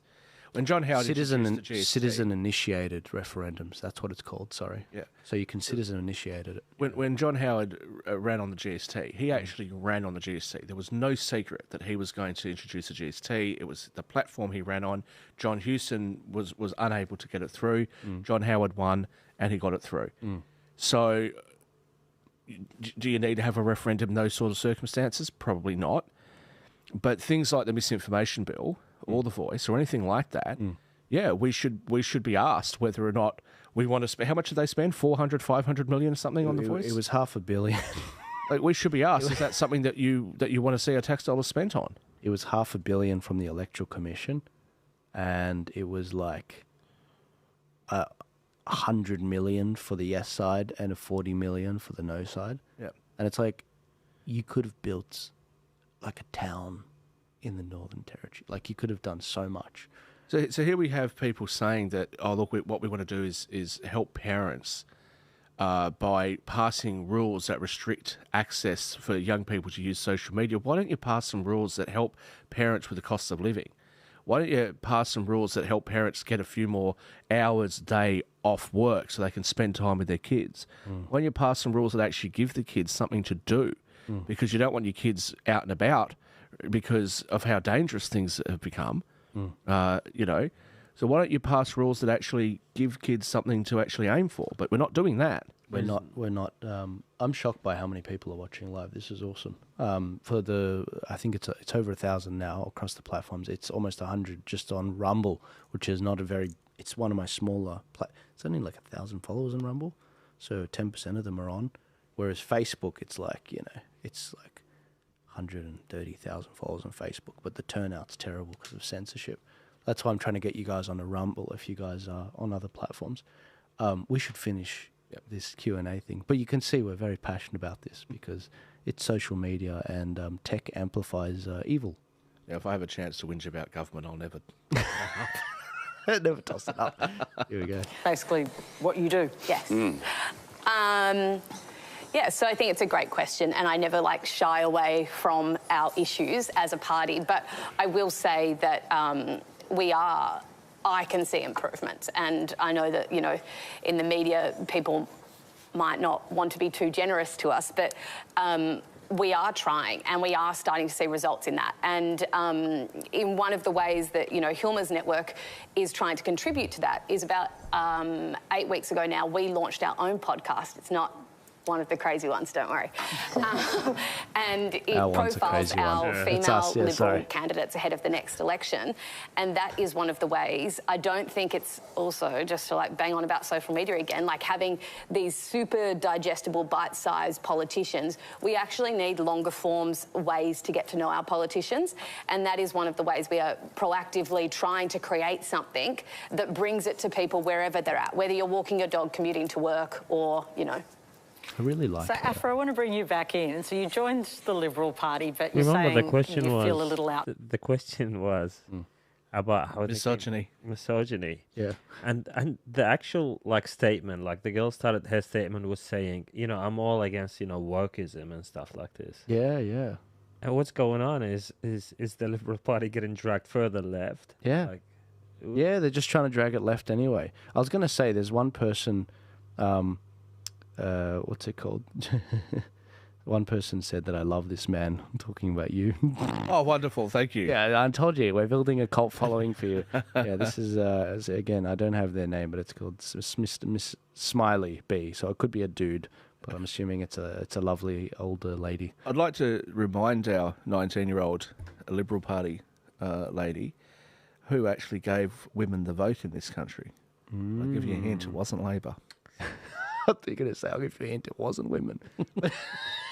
No, that's not what I meant. No, but it was the Liberal Party that that gave women the vote in this country. Yeah. Yeah, let's go back to it, guys. Outnumbered, I'm guessing. Yes, that's true. What do you think would work to bring more women like you in? I think an honest conversation with women speaking to women, I think would be better, because I feel like women just understand how other women think, rather than just a man speaking to them and mansplaining things. Right. There's a bit of mansplaining going on, is there? A little. Well, so can men have... So my whole rant before was mansplaining, the whole thing about, well, this is how the dynamics of the party work with the different factions. And if I explain that to you, I'm mansplaining. Yeah, that's right. It's like, this is literally how politics is done. In Labor, it's not 3 factions, it's 22. So you'll get more mansplaining in the Labor side. 90% of the teachers in my primary school were women. Yeah. And I got quite offended by that, Joel, because I did identify for a brief period of time there as a woman. Yeah. I felt very... You did too. You actually I can't even keep it straight. No, you actually did. You did resonate. You played the devil's advocate. Well, like Joel. God help us. Oh, God. Oh, my gosh. Now, I was going to say, I forgot to say it before. A lot of these things with men wouldn't feel so dispossessed if we didn't have so many. If they had more male role models in their life through teachers. Like my school, I was very lucky. I had the opportunity to have many male role models at the school. Not just a great father and uncles and whatever, but also great role models at the school. I think it was something unheard of. It was 60 to 70% of the teachers were men. Unheard of. Because it was a private school. And they paid top dollar because they knew that all boys school, you need men to be there to provide that role model sort of role. And you need to have a little bit of rough and tumble with boys, right? Yeah, yeah. Boys and girls are just different. That we just are. Yeah, yeah. Right? Yeah. But this, I'm sorry, look, I don't want to friendly fire at, our own party, but what is this nonsense? Oh, the men are out there mansplaining. Really? What are women doing? What? You're coming at us all the time about toxic masculinity and, men are doing this and men are doing that. Men are driving too aggressively and men are dominating the sports. So what's the difference? The member for Sydney, right? I was at the train, believe it or not, I actually caught a train once. Right, I believe it. I'm at Sydney train station and, the central train station. And I know this sounds just stupid and it doesn't matter. But there I am, and I noticed that there were women, like there were female bathrooms there, and there was no male bathrooms. So I said to the thing, I said, well, about equality, where's the male bathrooms? And they go, oh, you got to go all the way out and all the way down to basically outside the train station to the other section. I'm like, well, how come they've got 4 women's bathrooms and there's no men's bathrooms? Yeah. Now, look, I don't care about this. This is not something I'm passionate about. Yeah. But if you're going to get in my face about bathroom equality, right, then I'm going to say something about it. This is why I'm not free. That's why I had to leave Australia. This is hilarious, mate. Women's plate. What the hell are they doing? That's a good point. Again, and just for everyone listening online, as a statistic, this is a critical statistic. For the people listening online thinking, oh, I'm not one of those podcasters, this podcast, 65% are women that watch this. 65% are women that watch this. It's not like a young men sort of, frat party sort of thing. And women are fed up with it as well, and women aren't happy with their sons going through this. Women who have sons, I talk to mothers all the time, and they go, like, we're really, really worried about like how our sons are supposed to navigate through this world. Yeah. And just lastly on this women's splaining thing, so Kamala Harris, she went into a barber shop. I know I said it on the show. You don't see... look, if Donald Trump went to Ella Bache and said, oh, look, I'm just going to torture you girls as you get your legs waxed, right? the women are going to say, listen, mate, piss off, right? Why is Kamala Harris in a barber shop? Come on, if there's a male-dominated space, it's that. Get out, right? Yeah. But they just want to be... No, I've said enough. No, that's all right, man. Guys, leave your comments. Leave the comments in the Rumble. But maybe don't leave. We're almost done. We're almost done. I know you love Shaq. Show him some love. Make myself available to have a very honest conversation with you, and I will not sugarcoat it because there are still systemic issues that we are facing as a party. But I can promise you, I'm trying really hard. Sorry, can someone tell me which party she's in? I thought she said she was a Liberal. Did she say she was a Liberal? I thought that's what she said. Yeah, okay. I think she was referring to the little kid as in our party thing. Okay, yeah. All right. Actually, no, you're right. You're right, 100%. And there are other women who are too. And I really feel like that connective energy is starting to actually pay off. We are speaking out about it. We are finding our voice. And I genuinely am sorry if it, hasn't been a good experience for you, or if it hasn't been as evolved as it should be by now. But yeah, I would love you to come to a Hilma's event next time. There's one in Melbourne. Okay, no recruiting on stage. I feel bad for that kid. That's mental illness. We're seeing a lot of political polarisation that's gendered as well, aren't we? Women have been drifting to the left and men to the right. That's partly part of the story, I'm guessing, with recruitment too. Yeah, it could be. I think the Liberal Party can do two things. It can treat women who are already among its ranks a bit better. I see Moira Deming in the audience. She's been treated absolutely horribly by the Victorian Liberal Party. Moira. Love Moira.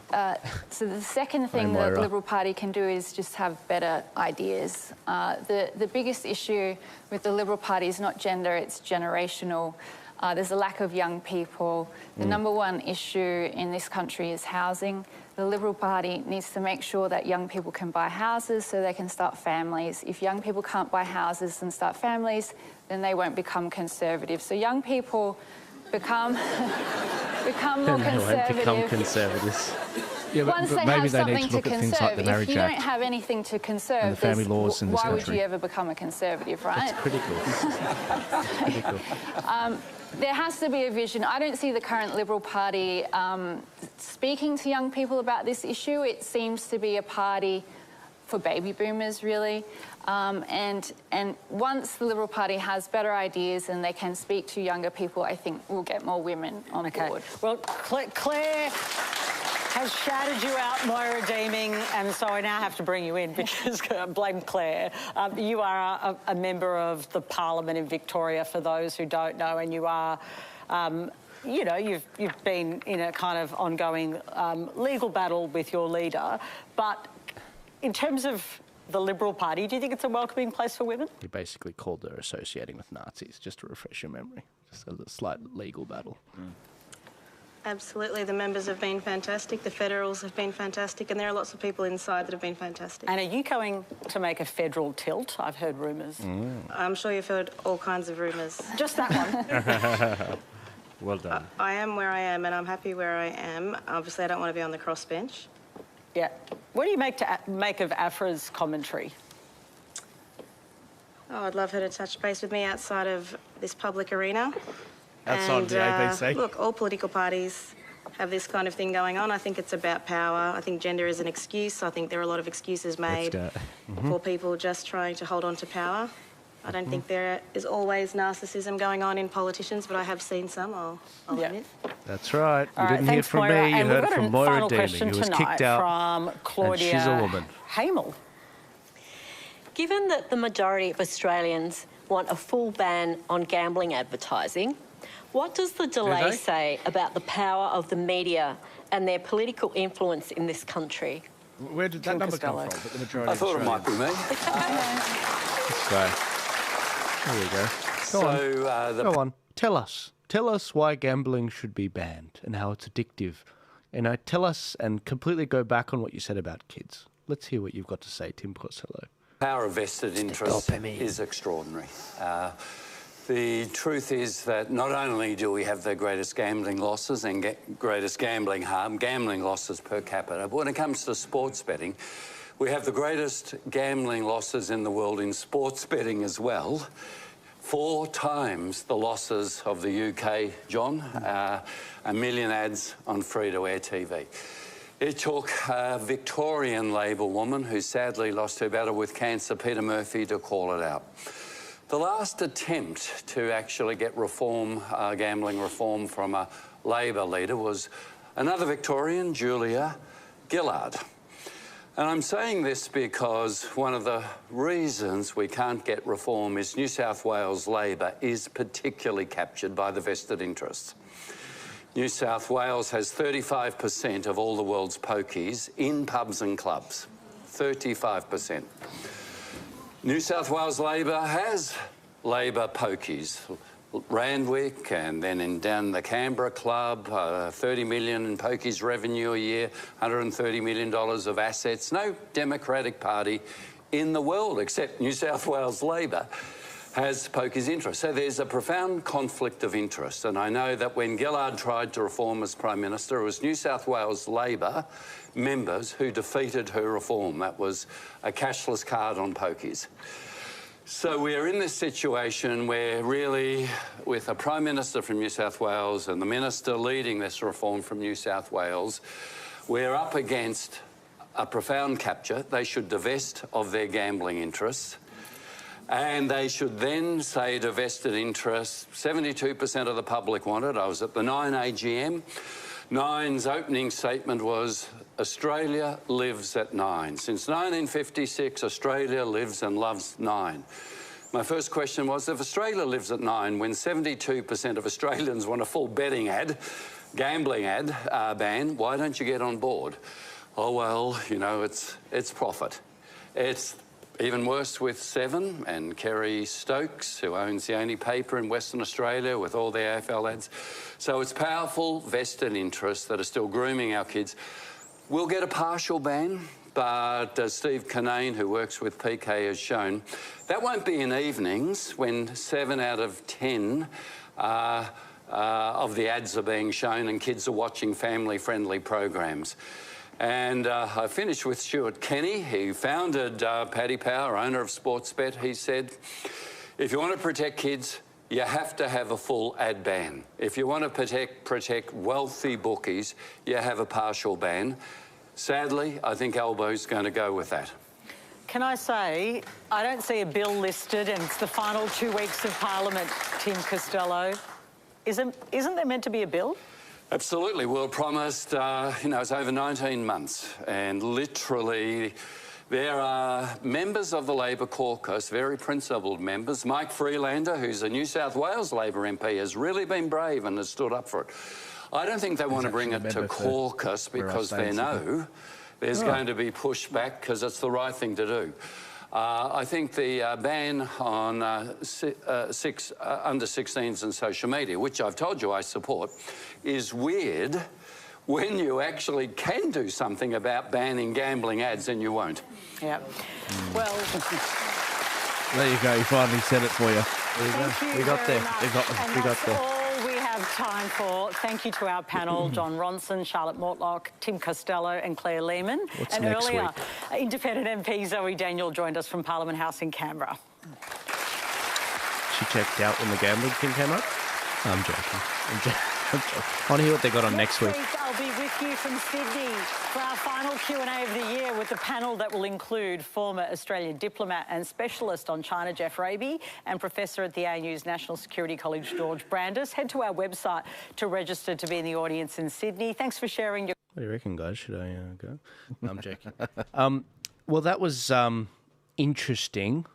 And I do just want to say a huge shout out to everyone that was listening online. Before I forget, if you guys, and we are going to chat very briefly before we go away, but if you guys haven't got a map yet, we've sold 50 of these maps. There's only 200 of them.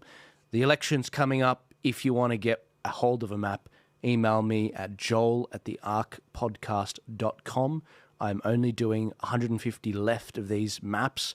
They show you, these are the MAGA maps. They basically show you the last election results overlaid with the referendum results. It shows you where the majority of our freedom people lie around this country, and anyone that's interested in politics, getting your head around it, if you want to understand where the MAGA sort of movement is in Australia, this map is for you. It's in a really nice matte finish, and I'm delivering them to you. They're going for $95 each, just so you guys know exactly how much. There's not a lot of profit in each one, but I've gone to great expense to make sure that you guys are getting the best quality product. So please email me at joel@thearkpodcast.com.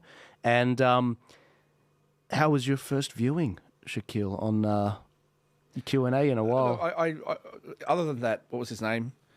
John. Let's call him the Weasel. Tampon John. Tampon Jones. Tampon Jones. that British guy. Other than him, I thought that was a pretty good. To be honest with you, I thought that was pretty good. They exchanged their ideas pretty well. Yeah. That was a good panel. That was a good panel. I thought it was a very balanced panel. I thought every member, there was no member I was cheering on rah, rah, rah the whole time. I thought there was actually quite a lot of nuance, surprisingly. In the past, it was like the previous panel 2 weeks ago, it was completely stacked. Anti-Trump in terms of the audience and the panel. But I'm not actually sure why that British guy was even there, because he didn't seem to have anything to add or have any experience in the topics that were actually being discussed. Right. He should have been on a different panel. Yeah. Right. I'm sure that he'd fit in quite well on some other show, but just not that particular episode. But there's a couple of things I just wanted to bring up. They talked about climate change for a bit. And the cost, I don't know where she got this insurance premium thing, but they talked about the cost of living. And one of the things that they said was that emissions are declining in Western countries, such as Australia and the United States, which is true. And emissions are increasing in countries like China, which is also true. However, China and India are still developing countries. Their emissions are going to have to go up. That's first. Secondly, when we buy panels that are manufactured by them, what we're essentially doing is we're exporting our emissions to them. The same thing with iron ore. If we bring iron ore out of the ground and ship it to them and then buy the steel back off them, we haven't done anything for the environment. All we did was export our emissions. I think that the centre-right parties of the world have got to do something here. We've allowed the left to dominate this issue. And the way to do that is to talk about what things we can do realistically, whether that be nuclear or my favourites, which is geothermal and hydropower. Let's look into those things. We can look at things like tidal barges. From what I understand, trying to use tidal barges and tidal turbines to take advantage of the tides in the ocean is very complicated and costly. But let's look into it. Let's see what can be done.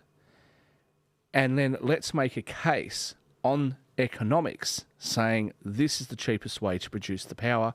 This is how we're going to fix the problem. But at the moment, it's been largely ignored by the right. I think the right have got to deal with it. As long as we don't, we're coming up with ridiculous ideas. Offshore wind farms, things like that. It just makes no sense. No, it's a complete clown show. But what did you think about the insurance aspect? I mean, she was saying that insurance companies are freaking out about climate change. What are your thoughts on that? What is she talking about? I have no idea what she's even talking about. And you're from the industry. Because so you ought to know. Well, she's talking about her insurance, right? So, firstly, what is it that she's insuring? Because what are the main insurances people have? They have health insurance, car insurance, building contents insurance, life insurance. So, like, what out of those things are going to be affected by climate change? And also, if your house insurance policy is going up, like, climate change is going to take an awful long time for that to affect you. What is she talking about? I don't get it. I don't understand it. Yeah. And also, I won't say most, but it's standard practice that the insurance companies will take on a certain amount of risk and then they reinsure the risk. So if you've got a customer base of 100,000 customers that all have similar insurance, but you don't want to have some sort of black swan event that affects you, you can get reinsurance over the 100,000 as a block. So these reinsurance companies might have multiple blocks like that around the world. So they're often able to do that much more cost effectively. Again, what is she talking? I have no idea what she's talking about. It just doesn't make any sense to me. But they blame everything on climate change. Yeah. Yeah, fuel prices have gone up. Well, they haven't. They've gone down. But fuel prices have gone up. Oh, it's climate change. Yeah. We have bushfires. Nothing to do with us not backburning like we were supposed to. No, it was climate change. You know what it reminds me of, and I don't agree with this stream of thinking, but you know when atheists, they attack Christians and say, it's the God of the gaps. Whenever there's something you can't explain, you say, oh, well, it's the divinity of God and whatever. And I believe that. I believe that God, he is a divine being and they can't comprehend things. But it's got the idea of that God of the gaps is your answer to everything. With regards to climate change, everything relates to climate change. Everything. Why the dogs aren't, crapping more, or why this or that is happening. And it's like, it's all climate change's fault. It's like the devil. And therefore, we need to subsidise companies and give it taxpayer money and kill our economy so that we can fund organisations that we have stocks in so that we can make money. And it's like whoa. As Donald Trump would say. Yeah. Sorry, Bobby. I love my oil, Bobby. Yeah, sorry, Bobby. If Bobby's they not gone near the oil. actually held these views, sincerely held these views, like AOC saying the world's going to end in 12 years, and things like that. And look, whatever number you put on, 20 years, 30 years, whatever arbitrary number you want to put on this, if you sincerely believe that, you wouldn't switch to electric cars, would you? You wouldn't go and build solar farms and wind farms because the payback time, so the amount of time that it would take to save the amount of energy that was used to produce those items in the first place is about 25 to 30 years. So if you think genuinely that the world's going to end in 20 years or 25 years, you wouldn't do any of this. You certainly wouldn't be buying new cars. What you would do is you would restrict everybody and say you can't purchase anything. Just keep what you've got right now, even if it's a lead-based, fuel-heavy car from the 50s. Keep that, because that would cost the environment less than scrapping the car and building a new one. So clearly they're lying to us. Look, there is a future in renewable energy. I think most people, which is why I don't understand where the left is coming from on this, most people care about the planet. You don't sit down with Christian conservatives and the Christian conservatives go, I really want to see our planet perish. Nobody does that, right? Christians want the country to look, and the world to look beautiful, to be clean, so they can leave something for their children, their grandchildren, etc. Everybody cares about this issue. This is not a left-right issue. And I think probably something I've learned from you is if you actually have a look at all of the core issues, there really isn't a difference between left and right anymore. There really isn't. What the main things that most of us care about, we all agree on. We all agree on. We can argue about what the right tax rate should be or, that sort of stuff. But there isn't really anybody on the other side of this issue when it comes to gender. There isn't anybody on the other side of the issue when it comes to looking after the planet. We're being realistic that we want to, we have to use oil and fossil fuels for a period of time, but we would like to be able to do things in a cleaner way. There's no counter argument to that I've heard with any sincerity from anybody. Even the oil companies are on board. What can they do? So I think that it really, the good thing about populism is it really is an us versus them. And it's about us trying to take control back of the narrative, trying to take control back of our countries and our policies, and telling government, you better start responding to what we want. Because it's ridiculous if you've got people with disabilities in Victoria who have more in common with somebody who is a rural farmer who votes for the Nationals because they want the same thing. They want government to function properly but not be too heavily involved in their lives. Yep. Who these politicians are representing is basically nobody. No, exactly. And can I just encourage everyone that people are watching these streams. The ABC's Q&A has 148,000 subscribers on their YouTube, and they got 1,500 viewers. And they're not shadow banned. And they're not shadow banned. In fact, if anything, they may even be throwing money behind in advertising. Again, this organisation receives, the ABC receives $1 billion of taxpayers' money every year. They could have given it to Kamala. They could have given it to Kamala. Now, if you look at, and she could use it to actually pay off her debt. If you actually look at the $1 billion, isn't that nuts?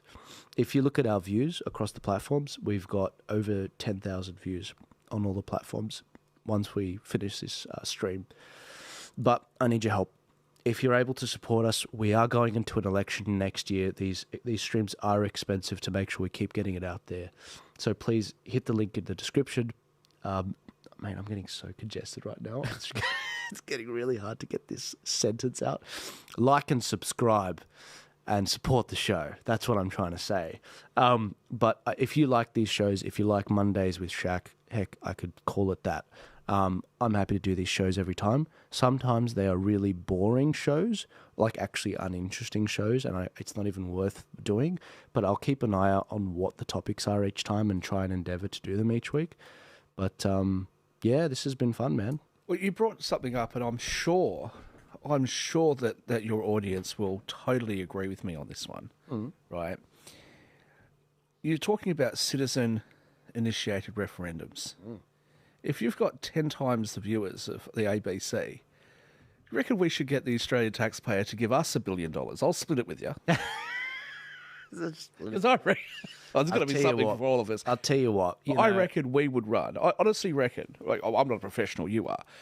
I reckon that people running podcasts and just, you know, and not a professional setup like this, is people that jump on YouTube on their phone in their kitchen, like Mark Dice. This is like on his phone in his kitchen, right? True. And he gets more viewers than CNN. So, you know, these people run media much better, and they give their audience the conversations their audience wants. Yeah. And by the way, just to put in perspective again, I mentioned earlier, like with everything they put out, you know, on the channel and everything, it'll probably be about 150 to 200,000 viewers. This podcast will get 1 million views. If I do all the clips that I usually do, if I have some time, in this next week, we can get 1 million views. And that's what's crazy about this whole thing. It's a friend of mine, Dougal Cameron, he actually said a while ago, he said, what do you mean it's $1 billion every year for the taxpayer? Here's a better idea. How about we have one YouTuber every hour on the ABC? You pay them each $1 million a year, and that's it. You know, and you could do it. You could do a very high quality podcast with audience interaction and everything. It would do very well. But no, this is why the ABC is such a cesspit of leftism. It's because it wouldn't survive in the capitalistic sort of world like that. And so, legacy media altogether is dying. But what's happening with the SBS these days? Does SBS still exist? I think they also get $1 billion as well. They get the same as the ABC, do they? I think so. Yeah, I think so. Yeah, I'll have to check that, but I do believe so. So yeah, man. And look, this is the thing. There's a case for it to be used to be in rural areas, but what's happening is in the inner cities, it's becoming a cesspit of crap, as we can see on this show. But anyway, who's watching it in the inner cities? Like seriously, who's watching those shows? Just the activist class. Exactly. We'll yeah, get them and the politicians trying to get the vibe of, you know, the audience and where the electorate's at. But it's skewed. It's skewed. I can stack a audience full of people of my audience, and a leftist can be made to feel like they're alone. I can do that. but it's not going to be helpful because it's going to be like this. I'm not going to be properly hearing from one side of the argument. That's why I don't do it. I know better than probably most people that, you know, I don't want to be wrong a minute longer than I have to be. And if I have one eye covered, I will be wrong for a very long time. And I won't realise why I keep getting hit on the right side of my head. I think it was quite big of Cenk Uygur to go on the PBD broadcast. Oh, yeah. Huge respect. Honestly, mad respect. A lot of respect for him. And look, he is a fighter. I don't agree with him politically.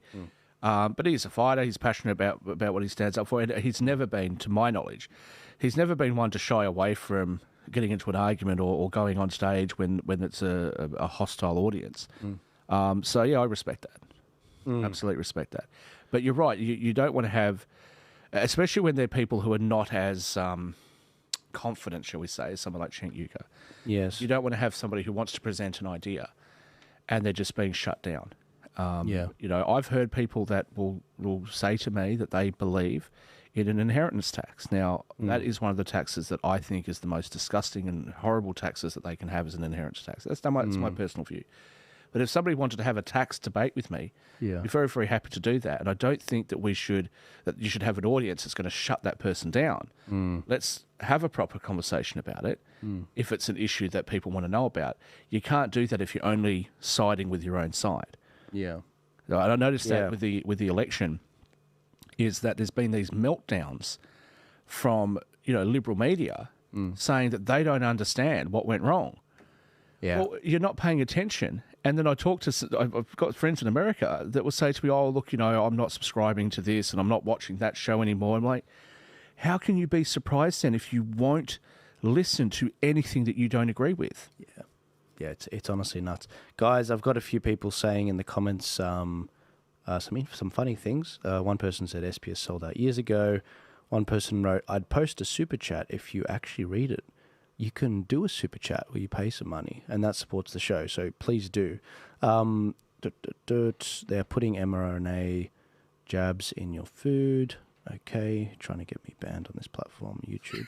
Thanks. God loves you all, will save all.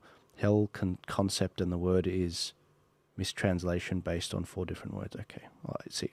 All right, come on, guys. You got to do better on these comments. I don't understand what you're saying. The Instagram comments were fire. They were fire, were they? Yeah. All right. Well, look, I want those Instagram people over on Rumble because they actually stay. The comments actually stay on Rumble, guys. One person said Medicare now is not paying for nothing. Enough many. Someone wrote blue beam. I don't know what that means. Public liberty under corporate laws. Yep. Someone had a cracker comment before where they said it was like a staged question. I just want to address that thing about Medicare while you try to find that comment. Yeah. Again, this is something that I think pretty much all Australians, regardless of their political persuasion, agrees that healthcare costs are spiralling out of control and healthcare quality is declining. Right? Again, that's not a left-wing, right-wing issue. I can go to the most, you know, Labor, you know, inner city places or Greens places, and I'm going to find people that are going to agree with me, and I can go to rural Australia and the farmers are going to agree that this is a problem. Again, the overwhelming majority of Australians agree on this issue regardless of their political persuasion. Nothing's being done about it. And we need to do something about it. Yeah, someone wrote, like, cue the planned question and then cue the planned response. It was, and look, and sometimes that happens. I mean, the question about money in politics, getting money in politics in Australia, that I very much felt like that was a planned question that was put in there, which I'd understand because they're bringing out legislation soon about that, and they see this show as setting the agenda for Canberra, believe it or not. And yeah, you'd probably kind of have to vet the questions first anyway, wouldn't you, right? Yeah. I mean, certainly the host knows the name of the person who's going to ask the question because they called them by name. But what questions make it in? Exactly. Yeah. So they probably get the audience to say, okay, what questions do you want to ask? And then they go to that person. But to be fair, I'm going to play devil's advocate here in defence of the ABC, all things that I'm going to defend. Yeah. But what are they going to do on a show like that? Because you don't want them to ask some random question that's not really related to the topics that they wanted to talk about. Yeah. No, obviously. I think Yeah. No, I obviously think that more people need to be, engaging with the show. If they want the Q&A to be a bit more right-wing, then you need to engage with the show, show up to the shows. There have been some great ones in the past. Shout out to Oscar. Oscar? The little kid. Oh, the kid, yeah, the kid. That kid was brilliant. The school kid that was like... I like that kid. I reckon the internet is a wild place. Sometimes you'll find a bear behind a tree. And I was like, that was very wise. And, I like that and it was kid. poetic. I would have preferred him to be just a little bit more assertive, aggressive, like I was when I was 12. Running around. Saying, no, screw them. I'm definitely going to use... It's like, well, jail him. Jail him, Albo. What I argued about when I was in high school, which, now that I'm 40, nobody cares. I don't care. But I still stand by what I said back when I was 14. Why is it that young people, when they work, have to pay taxes at the same marginal rates of tax as adults would pay, but yet they're allowed to be paid less than adults? Yep. When they jump on a flight, they've got to pay the adult fare, so when it comes time to them being paid, they get paid less, but when it gets time for them to pay, they've got to pay the full freight. How's that fair? Especially if they don't get given a vote. Now, okay, not a huge issue for most adults. Nobody's going to care about this. Big issue to me. So I wrote a huge thing about this, got it published in the school newsletter amongst over the protests of everybody who worked at the school. And then I sent it to the Sydney Morning Herald and they never published it. They should have, Sydney Morning Herald. We got a question. One person wrote, is it of note that the unions will not have limitations on their contributions to the ALP? Yeah, absolutely. I mean, we mentioned this at the time. It is very much going to favour the Labor Party with the unions, and with the Liberal Party, they're going to have their own ways around contributions and dinners. You can pay $15,000 to have a dinner with Peter Dutton, for example, and it's counted as fundraising. Sort of thing. What about the Chambers of Commerce and Business Councils, things like that? They presumably wouldn't have the limits. Yeah. But you know what? The thing with the unions, and look, this is clear when you have a look at the United States. Yeah. The unions are not necessarily anymore representing the views of the people who are members of the union. I mean, I don't think that every member of every union all thinks and feels the same way about every issue. That just wouldn't happen. Yeah. So I think that the power of the unions will diminish, partially because of the success of the unions. Yep. Because as unions have created better working conditions, higher wages, etc., people are less reliant on the unions to stand up for them. Yep. Now, I don't want to see the unions disappear, but I do think we have to be very careful at making sure that unions don't have too much power to the point that it destroys businesses or hurts corporations. There has to be a balancing act, and that really applies across the board with everything, I think. Yeah, Rami? Were you going to ask her? I was just going to say, how are they going to, if I have a kid and he wants to access his social media, and then I'll just open an account with my digital ID, how are they going to stop that? But why would you need a digital ID anyway? You would just say you live in another country. Right, yeah. You just use a VPN and you live in another country, wouldn't you? That's how they're going to ban the VPN, right? Yeah. No, absolutely. Look, okay, they banned the VPN, then you just use a remote desktop. Look, I'm a technophobe. I don't know what I'm talking about, but you use a virtual computer and host it in the cloud or whatever. We got another question about the Q&A vetting questions that are too conservative, such right wing question mark. So they're asking me, do you really think they do that? Absolutely. I mean, during COVID, we saw a massive barrier to entry for a lot of questions, even questions I don't even know, which will nuke this particular stream, but they did actually censor that, but they can't be really taken off TV.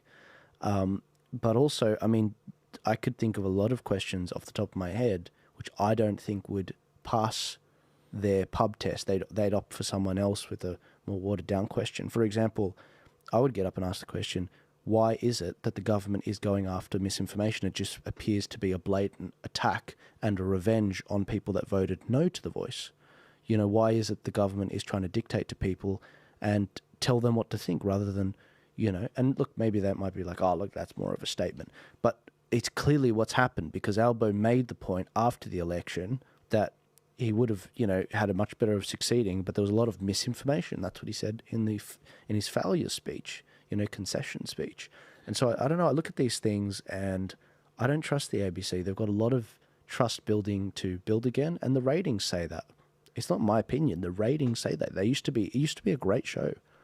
You know, it says, it speaks volumes that Albo would prefer to pass a misinformation bill rather than taking ownership and saying, you know what, we dropped the ball. We had the majority of people saying that they wanted to deal with this issue. We had broad-based support. We flitted it away, and it's my fault. I'm the Prime Minister. I'm the one that decided to do it this way, and it didn't work, and it's my fault. If he thinks there was too much misinformation, he could have gotten out there and campaigned a lot better. He could have gotten out there and actually, and so too could some of the Voice people, had gone out there and really explained what was going on. But the bottom line is, we didn't even know what it was going to look like because they said they'd legislate it later. I mean, Australians expressed deep concern. This could have been addressed. Yep. And it should have been addressed. Yep. Right? Absolutely. And if I can just go back to John Howard again for a moment with the GST. Now, he was you're probably a little bit too young to remember all of this, but he had all sorts of difficulties, and Paul Keating was just smacking him around. And the Labor Party was smacking him around on, well, if I go to a bakery and I get a cake, you know, is that the cream isn't going to have GST, but this is going to have it was a mess, right? But John Howard and Peter Costello, that's Tim Costello, that's the brother, they actually managed to convince the Australian electorate, and they got it passed. They won the election, they got it passed. So, you know, this is a failure of the Labor Party. And look, I have nothing against Albo as a person, right? I've never met the man. He might be a lovely man. I can't imagine it, but he might be a lovely man. Yep. But I do know people that have met him that have said that he's quite a nice bloke. I've got no question about that, but this was a failure of his. Don't take it out on Australians. Yeah.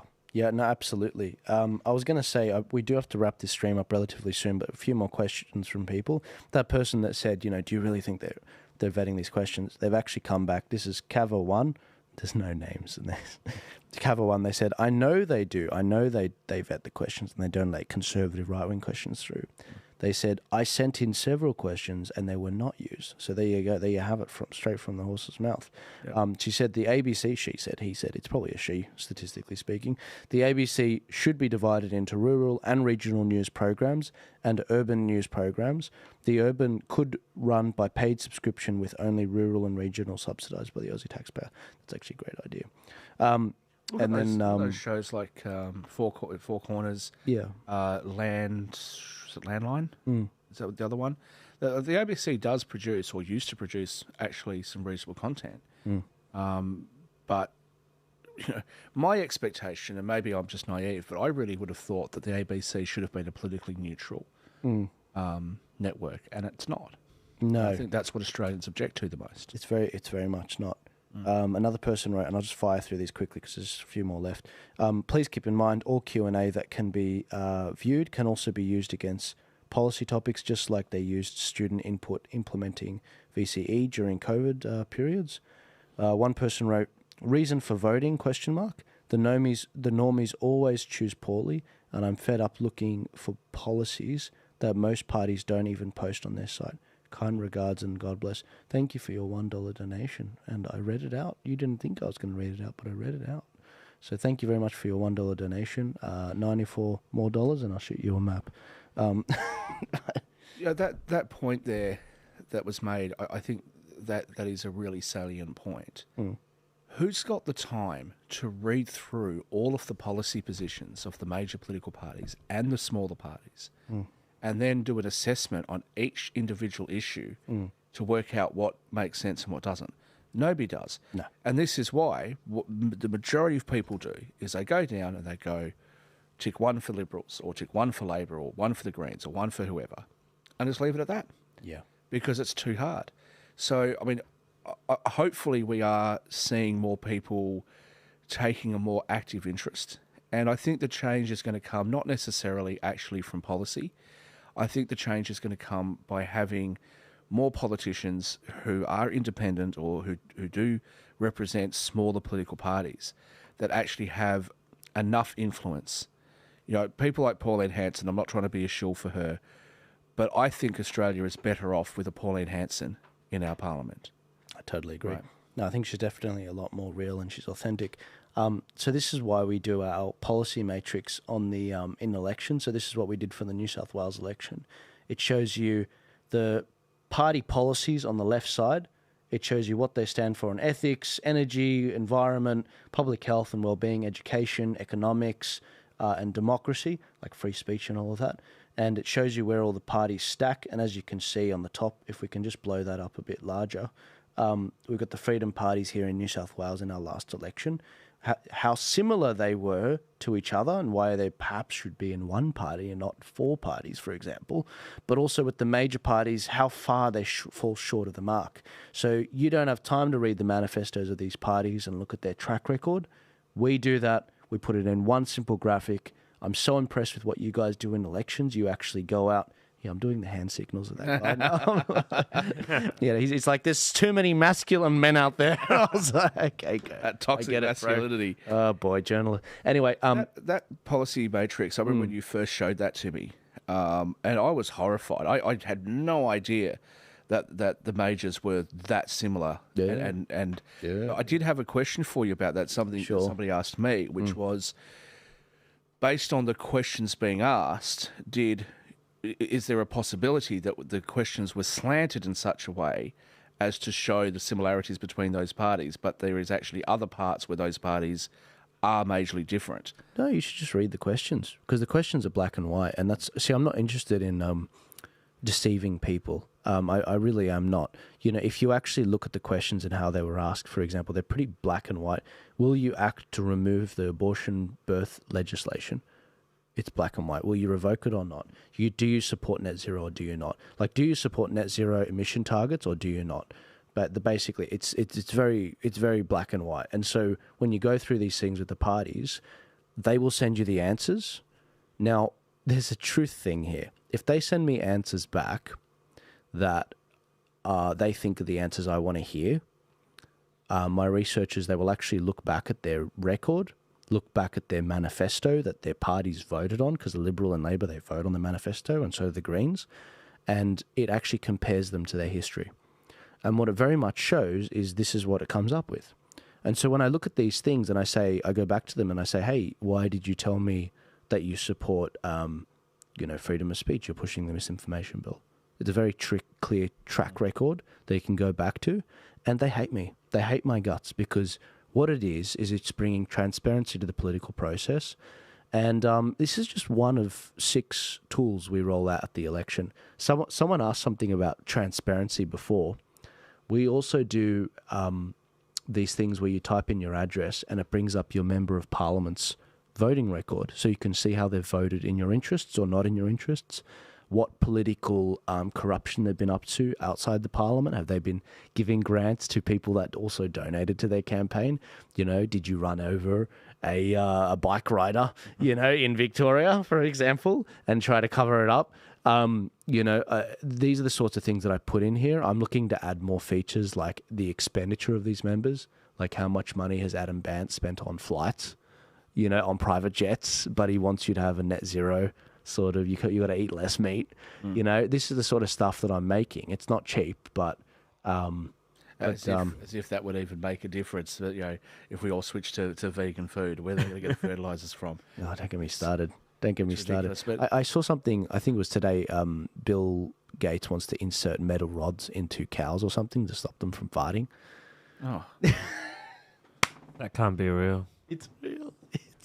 No. Shakeel is not. No, I gotta fact check that. No way.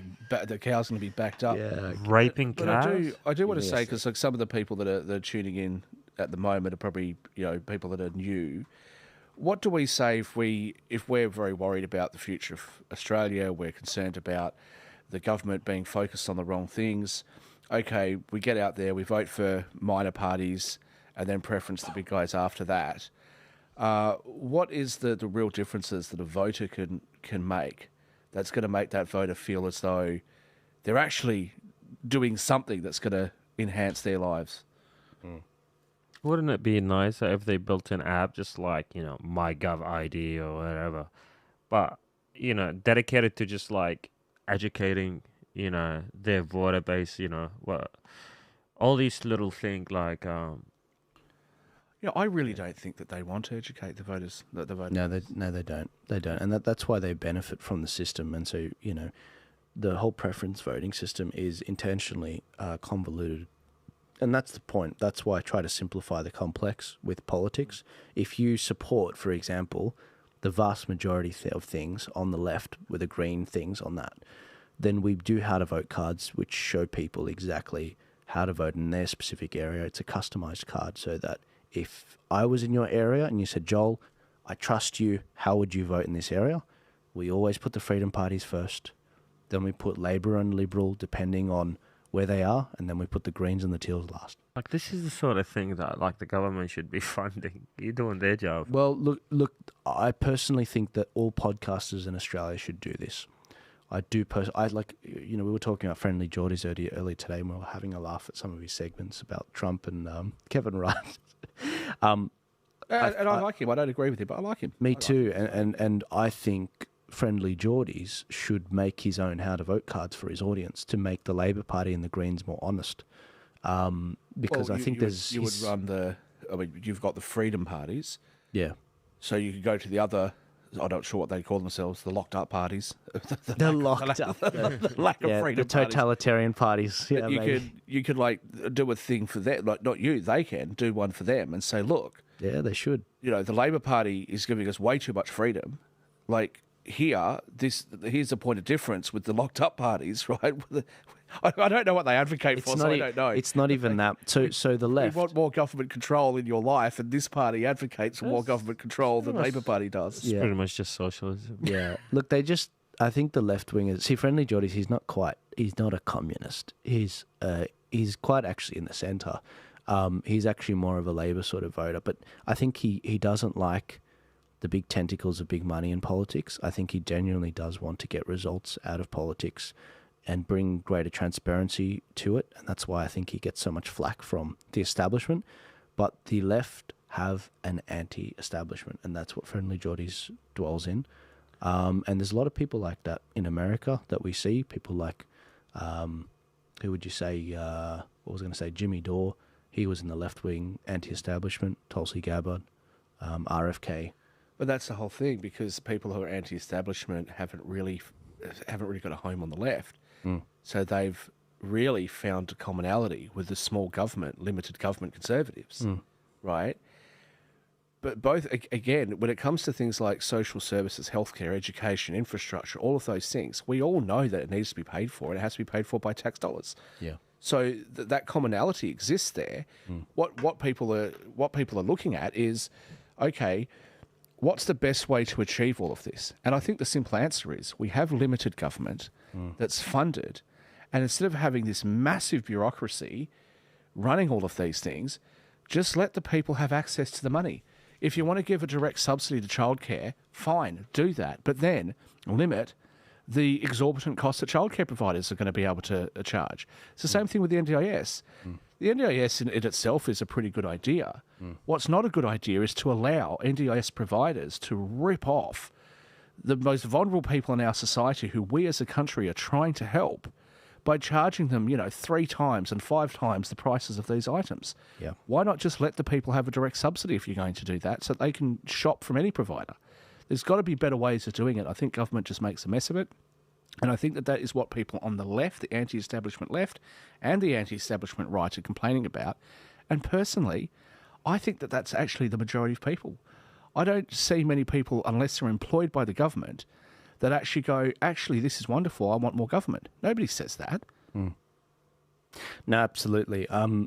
It's almost 12 o'clock, guys. I'm going to read out some of these last chats on Rumble. And if you're listening on other platforms after the fact, come to Rumble next time. Click the link in my bio. So I'll just quickly run through a ton of these, about 15 super chats. In passing this bill, they can and will modify information on all platforms, thus moulding the next generation. Absolutely. The ABC should be, yep, I've already read that one. John Howard banned guns and introduced GST along with the war in Iraq and war on terror and war on drugs. John was a terrible PM. Countdown. I'm not a shill. If that was directed at me, I'm not a shill for John Howard. I was just referring to the GST. That's right. Bringing it in. That's right. Yeah, that was what this one was recent, so I think he was just making this person was just making a statement. Countdown was good. Never missed it during my misspent youth. Someone said, yes, I always tune into a Rage Retro months. Damn, I miss the 80s. Yeah, it's fun. Yeah. Does Rage still exist? Is it still going? I can't believe it still exists. Also, due to the diversity and aptitude of the Australian people, many don't understand the jargon and get lost without clarification. Absolutely. The person that sent us the $1 said it was $1 which is 2 AUD. Not quite. Yeah, not quite. It's like, what is it, 1.75 or something? About 168, I think. 168, of course. Buy Bitcoin. That's buy Bitcoin, that's right. The chart, and by the way, it's the crypto convention this weekend, which I will be going to in Sydney. The crypto convention is actually quite a big convention. There's a few thousand people that are going to it. And if you guys want a discount from the crypto convention, they have sent me a discount code, which is 20% off JJ20. JJ20, and you'll get a 20% discount to the crypto convention. I will see you there. I do believe it's at the Sydney Opera House or something. So that's going to be... come talk myself. Mate, I think it'd be great, especially when crypto's happening. And I am doing a podcast on Monday with Stormrake, who are a portfolio group that manage crypto portfolios, and they want to sponsor the show. And they want to talk a bit about crypto, so they'll be coming on Monday, which I'm really looking forward to. But guys, let me just quickly wrap up one last comment. One person left us $1. They said, I'm sick of woke censorship in all forms of pop culture and art. 8 years of this crap. Hope Elon can tariff gaming communities until they ditch BlackRock and ESG funding. Thoughts? Here's another $1 USD/2 AUD. Ladies and gentlemen, thank you so much. I have to get going. Shakeel's got to go. If you enjoyed this, like, subscribe, comment, share. If you love Shaq, let him know. Let you know. Don't come looking he has a fragile ego, and he needs the support. He needs the encouragement to keep him warm at night. And so I will see you guys later. Thank you so much. I will be back on Wednesday at 10 a.m. Or later for a show. Thank you very much, and I'll see you all later. That was a lot of fun. I enjoyed that.